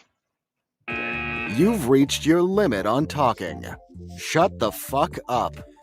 I'm dead serious. As a parent, let me put it like this though. If I'm there with you, trying to save your ass with you, and you call me out my first name, just know when all the villain is done, you to find on board, I'm whooping your ass. I'm whooping a new one to make sure when next time you see me, you don't even have the audacity nor the gut to call me by my first. This is why I say honor. I get what Mr. Bennett was saying. Respect is not earned; it is given, but it's also applied with honor. When a man is not being honored in his household, Mm-hmm. there are repercussions that is allowed to be executed. If I have to risk my sanity, risk my well-being to protect my children, my family, and they had no respect for me, what I'm going to do is tell the Lord, you can take the protection off. I'm done with them. So whatever happened, I'm not coming out the woodwork trying to save it from a disaster. Let it be wiped out like Joe went through and start a new family. How about that? I know it may sound hard, but that's the Bible. Oh yeah, I forgot. A lot of people don't like to read the Bible, so shut the hell up. I'm being black hearted blunt because the truth is not easy to digest, but that is factual right there and there. Because see that yes, that is the truth, but that's what the culture that being pumped out to the point whereby it's happening in real time. I had to be in a subway watch young teenagers being disrespectful to elderly people on the subway and on the bus a few times in my life, whereby I had to be the psychopath maniac, letting them know that if you don't leave that elder alone while the bus was moving, you will see how many times you bounce on the ground when I throw you through the window with a smile on my face. Mm. That is true story. I threatened a few teenagers on the subway too in the past. When it was harassing an elderly man or elderly woman, I say, if you're not careful while the train is moving, I will shut the door open and see how fast you can hit the pole. I have a pet peeve for disrespect. So when I see stuff like that and we advocate like Travel One more like Dick One or RuPaul One, shout out to Rod B, that puts that type of narrative, it let me know people like that need to be left behind. Because they keep saying out there you can find a group, but you find one that is honorable and respectful, but they had no respect for such. And when I saw that clip, the first came to my mind, and the problem is that the actual trope. As a father, believe me, I don't feel normal. I don't care if I'm shooting on the back. I'm gonna look at you funny afterward. What's my name again? What you call me? I call you pow. Now I see your teeth flying out and see DAD, dad. Good. I'm Ray. being blunt. Yep. Oh my God! All right, take it away, Ray. This is what happens when the person you have kids with weaponizes the kids against you. You just get no respect from anybody, and it's the failing of the Western family, lack of values, and again, like it's pitting the man at the top of the family, but he gets no respect, and he's still expected to earn respect from the things that lived in his nutsack. Because that's kind of where he came from. So there is a certain level of respect that should just be by default because like you were in that person's nutsack. So at that point, you could have ended up on the floor, back of your mom's throat. I mean, there's a bunch of places that you could end a sock, paper towel, 4 pieces of toilet tissue. Swallowed. What? Swallowed. Yeah. Like, so when you see I'm looking at this as a completely different, very sad story. Actually, Well, I'm sorry, Ray. I know this was I didn't know this is such an integral part of your childhood and everything. So I hope I haven't wrecked, no pun intended, the your thoughts or image of the franchise. Yeah. Or that I'm presenting John. I'm looking at John as almost like a tragic figure. I mean, yes, he's a hero, but he's the saddest. He's like the saddest person in maybe in movie history because he's gone through a lot of stuff that we can look at and say that's undeserved. So again, I hope I haven't wrecked it. So next Christmas when you watch Die Hard again, I hope you can still enjoy it with the same without breaking the TV screen or anything like that. But I didn't mean to do this tonight. Goddamn Bennett. So I didn't mean to do that, but like I said, this is what I do. My family hates me for this because I'm always dissecting songs. I'm always dissecting films or things on TV or whatever. Now I just come up with insights that just drive them crazy. It's like, Dad, can't you just enjoy the movie? I'm just like, but that's just how this brain works over here. So I didn't mean to. If I wrecked your childhood, Ray, I apologize for that. I probably should apologize ahead of time. The quote unquote good witch was actually the villain in Wizard of Oz. Mm-hmm. Like I'm gonna have to call and talk to somebody about this shit, dude. Like, There's 'cause some therapy. it's just such a bad, it's actually a very tragic story. Like, he walked through glass, he got caught on fire, he falling out of buildings, landing planes, Airplanes, yeah. I mean, getting attacked by the Russians, bro, like multiple times. Like, he on hit lists, like, and nobody in his family respects it. Like, that's just nuts. Like, can I just come home and just be loved on? You know, I mean, if I do all this, you know, I mean, like I said, a lot of times people, like I said, it's like currency, you know, and sometimes that currency just runs out. You can do whatever it is, you know, taking your wife on vacation. Yep. That may get you maybe about a month's worth of currency or couple months worth of currency. Getting her a big diamond, that may be a few months of currency. So it's like you have to constantly keep earning all the time. If you just there's no such thing as status quo. You just we can chill exactly where we're at. Just like Ray said last week, if it was just us, we could be in a room with a mattress, a TV, and a gaming system and a refrigerator, and that's all we need. And we're good. Yeah. So it is more than tragic. It just reinforced the trope thing. What the point being loyal? What the point being dedicated? What the point being honorable? Well, it's funny because it's like you look at these movies and it's kind of like what Paul was saying earlier, and it's literally the systematic disassembly of that is what these movies are. It's actually like, like, you get to do all this, and like, hopefully at the end of the movie, your kid says dad. Hopefully at the end of the movie, your wife accepts that you're her husband.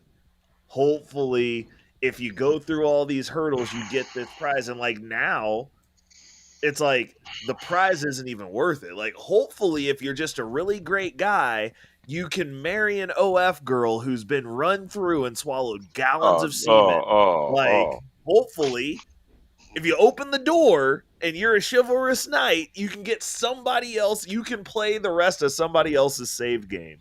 Hopefully, you get down and walk with your head down long enough, black man, while getting insulted, spit on, and hated, eventually a black woman who's been nailed by Jaquarius, Jafar, Darius, Taekwon, Landrell, Mandrell, and Man and them will come and pick you off the man tree to take care of all their kids. And you don't even get one. Right. But shouldn't we open this up? I mean, again, one of the reasons I also shared this, because I know, obviously, the three of us being black men. Yeah. But this is across the board, right? This 100%. 100%. Yeah. So this is you know, just Pete, your thoughts on this last clip, and then we can just kind of bounce it around and take it for the remainder of the show. But again, thank you again for certainly the opportunity to share this, and I hope this was for the crowd out there. I'd highly recommend, even still, go watch have a binge weekend, watch the Die Hard franchise, and whatnot. Great films, and yeah. Before you watch it, make sure you're sober, not drunk. And hopefully when you look at it, if you haven't watched it in a while, you know, you take it, if you still got the VHS tapes or the DVD, you know, blow the dust off it and put it back in and play it. You may see it see the movie with a new perspective, especially if you're a man. But I really wanted to point out again these family dynamics, because I wanted to use John McClane as a hyperbole of a man who literally jumps out of planes and windows and things like that for his family, and it seems like it's never enough. And I know a lot of guys these are faithful guys. They love their wives. They love their kids.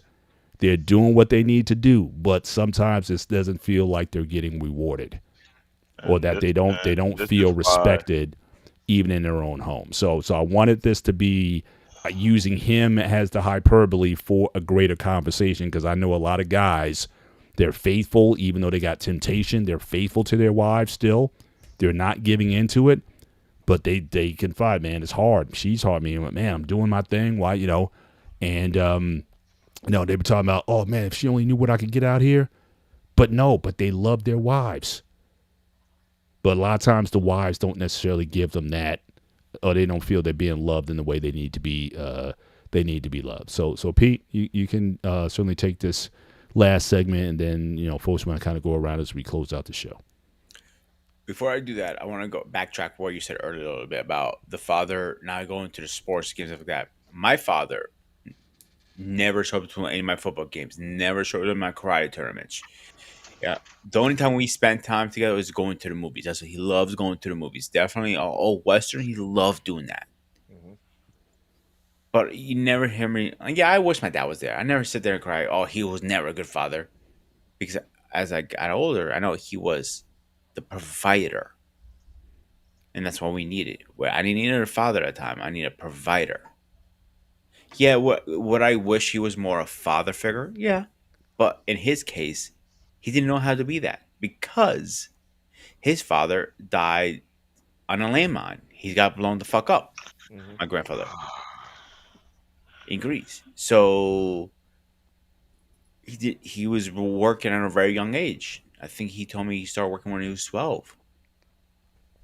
So that's the cards he was dealt with to provide for his sister and his mother, my grandmother. Now, with his son calling him John, also, that's also a form of disrespect. Yes, I agree with what you're saying, Paul. Respect is earned, not given. But Not do the you other way really have to around. earn? It's given, not earned. I'm sorry, given, not earned. But do you have to earn your respect from your kids? No, I don't think so. Because you do enough as a father, provide food for them, clothes. It was a movie a while back, a different movie. I think it was Washington. It wasn't Daniel Washington, and his son was like, "Why don't you like me?" He goes, "Who food you eat? Oh Yours." yeah, fences. Yeah, okay. You food. I have clothes on your back. I don't like you. You're right. Because you love me. He goes. He learned his lesson the hard way. Sometimes tough love works better than being. Oh, here, come here, little boy. Come here, little boy. Oh, good, good, good, good, good. Oh, it's okay. It's okay. I get annoyed as a karate teacher also when I see these kids get a participation trophy, and that knows. Participation trophy. Yeah, because you're not teaching them anything like that.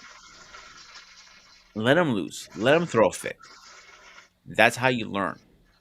Not this bullshit we're in now. And I'll leave it at that. Yeah. Yeah, like I said, this has been good. But really, like I said, what I really want people to talk about, especially if you are in a situation where, again, you're not with the parents are not together. I would say at least this. You owe it to your kids to cooperate. So we hear so much in these spaces about court systems and dates and child support and all this kind of stuff. For the sake of your children, you guys really need to, if you can't be together, at least be respectful. You respect how the man is talked about in your home. Don't dog him, especially if he is participating and he's not a deadbeat. There are deadbeats. I'm not saying that they're not.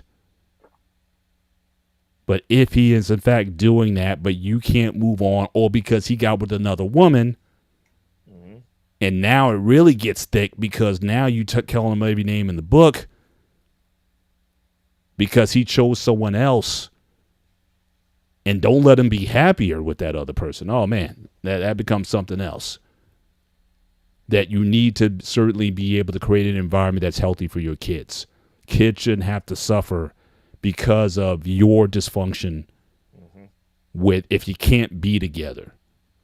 And I think that's one of the things that I think I would lay at the feet of both John and Holly McClane. I think they both have some culpability here in creating this environment, but clearly they spent most of the time with Holly. And for those kids to have such a disrespect for their father that has literally laid his life down time after time after time after time to earn that kind of respect, I just think is I gotta lay some of that on the woman. And so if you're in that situation, make sure that, again, healthy co-parenting if you cannot be married. But even in marriage, the marriage comes first, not your career. So that's really all I want to kind of say. But again, thanks again on that, guys. I can give it to David. We got 7 minutes left, David. So let's start to give final thoughts and start to close out. Okay. Let me get a shout out to the artist known as Dax. He have made several great songs focused on what men have to go through and the kind of thing they have to do, quote unquote, to earn or gain that respect. And at the end of the day, it seemed to be like it's nothing. Because, like I said, this was just what the Western society have been pushing out for the moment.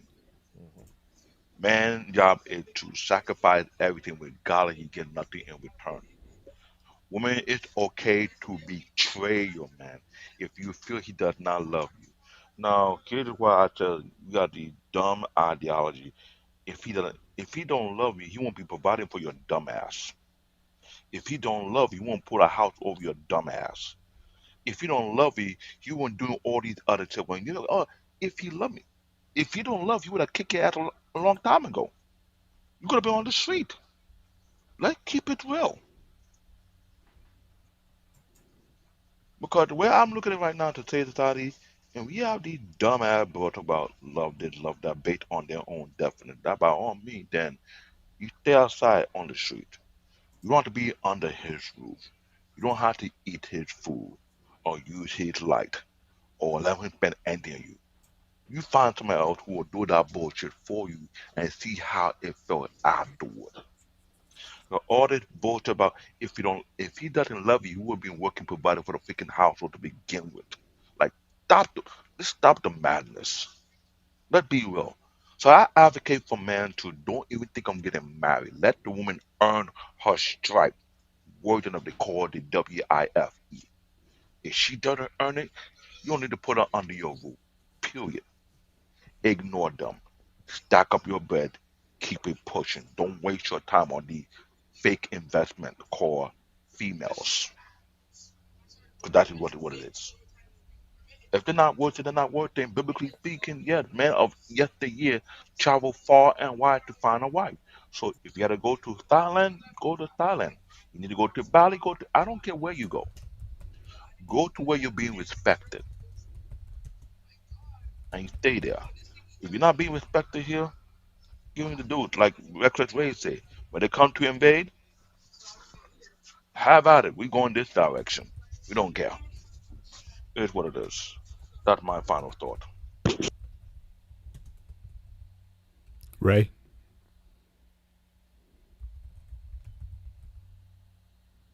You muted, Ray.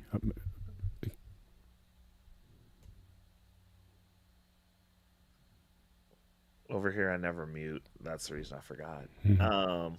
Go where you celebrate, not where you tolerated, man. I don't even know what to say at this point. I don't know that there's much hope left for marriage in the West. Because it's looking back at this all started in the 80s and 90s, and here we are now with people who actually are playing this out. Like, women are playing this out, and it's gotten to the tune to where dudes are opting out. Like, it's cool. Like, I'll glance over and look and see something nice, but I'm like, I'll probably never talk to or approach you because it's not worth it. And like, if you talk to me at the gym at this point, I'm like, why the fuck are you talking to me? Like, I don't see a benefit in it. Like, what did you bring me? Nothing? Then I don't need to talk to you. Like, I got shit to do. So, you know, and until there's some sort of fix, I mean, if they at least fix divorce law, then women could be as unruly as they wanted, because you would have more things in place. Because like, anybody that I'm looking at dating or marrying now, it's like, look, you're gonna be signing this prenup 100%. Like, we drawing them papers up, and that's just gonna be a standard because I built this shit by myself, and you're not entitled to anything that I built by myself because you weren't here and you did nothing to put in on this. So you're not leaving with any cash and prizes besides what we built together, which is fair, whatever. But my standard of living is going to be at a baseline that I'm willing to go back to at any point in time, and it's not going to be a detriment to me. It's going to be like, yo, like you take your little payout on what it was, but like I'm going to have a place to stay immediately. I'm not going to have to rent. I'm not going to have to do a bunch of stuff, and I'm not going back to being broke. I'm going to go back to being exactly where I was when you got on the train. And that's just what it's going to be. And like chicks are saying they don't want to do that shit either. They're like, no, I'm entitled to the stuff that you. I'm like, well, you're entitled to get the fuck out of my face. Like, that's fine. Like, that's what it is. And more and more people are ending up on that side of things because the dating scene's horrible. Women are basically acting like dudes, and it's like that's not necessarily a detriment to any man except for the ones who want wives, because there aren't really many left. So it's gonna be what it is. I mean, the culture's gone to crap, and that doesn't mean it's the end of the world. It means that there's going to be a shift and a bunch of lonely women that have to work together to put the potatoes on the counter and fix their gruel. It's just what it is. So, invest in box wine, dog food, because they're going to be, expiring alone. So, invest in the future. Box wine and dog food. You'll be rich.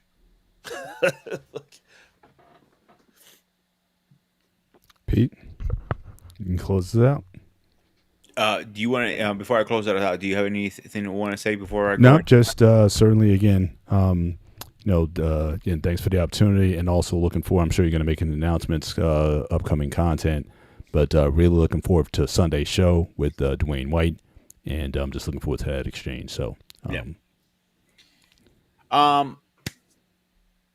Respect is both ways.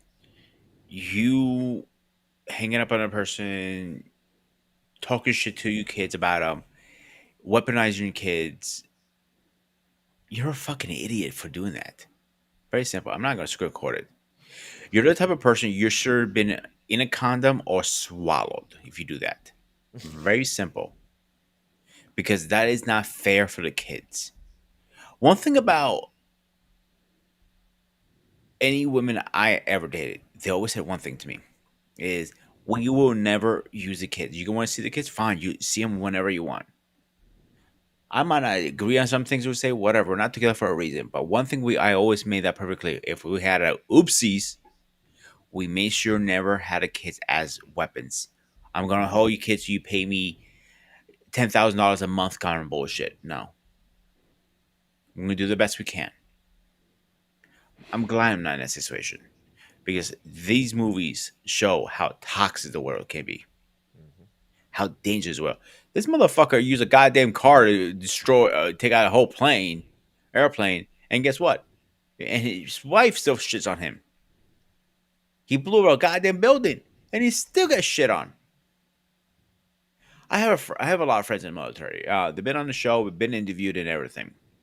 One of my friends who passed, he got a letter in divorce when he was deployed. How sick that is.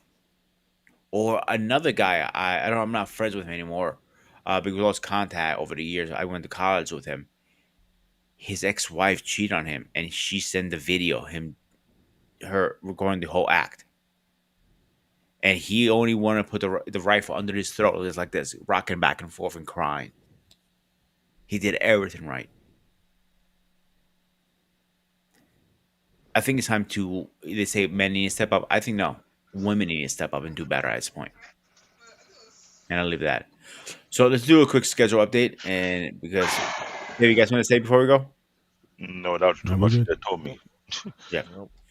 So before we go, I want to do a quick schedule update. I want to thank for everybody who showed up in the chat. I want to thank everybody who showed up. Paul, thank you for putting this together. This is a different take, and I actually liked it. I'm hoping you can take over some more shows in the future. So Saturday, we're talking about Riley. Man, I can't pronounce his fucking name. Kylo Ren. Kylo Ren. Thank you. Kylo Ren versus Darth Vader. Grandfather or grandson? Who is gonna win? And Angry Alpha is gonna join us because he's a worse Star Wars geek than me.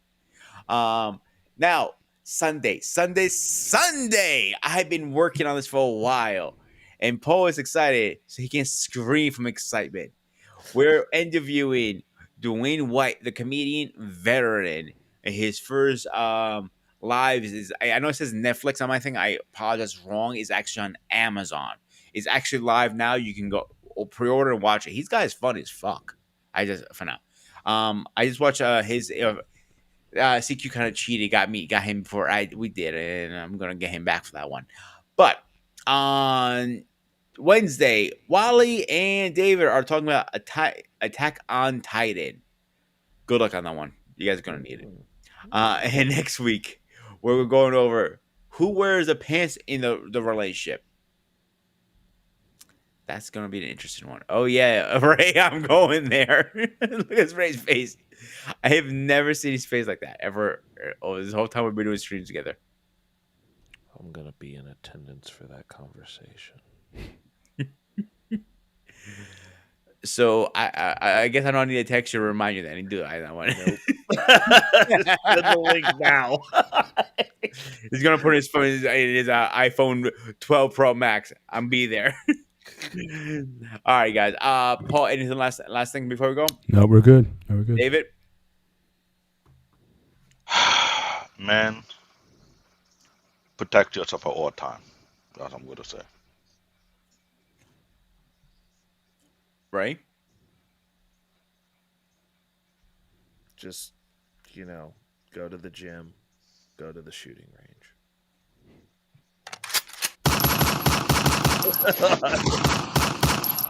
Yeah. All right, guys. This was Spartan SQ Network. I am Ghost of Sparta. He is Mr. President, aka Mr. Bennett. Black David, aka Juggalo Little Groot, and Reckless Ray. As always, stay fresh, stay safe, and I'll see you guys in the AKA next Blackheart. one. The fuck you got brought? You're like making up I'm closing the superhero show. names Bye. and shit. Shut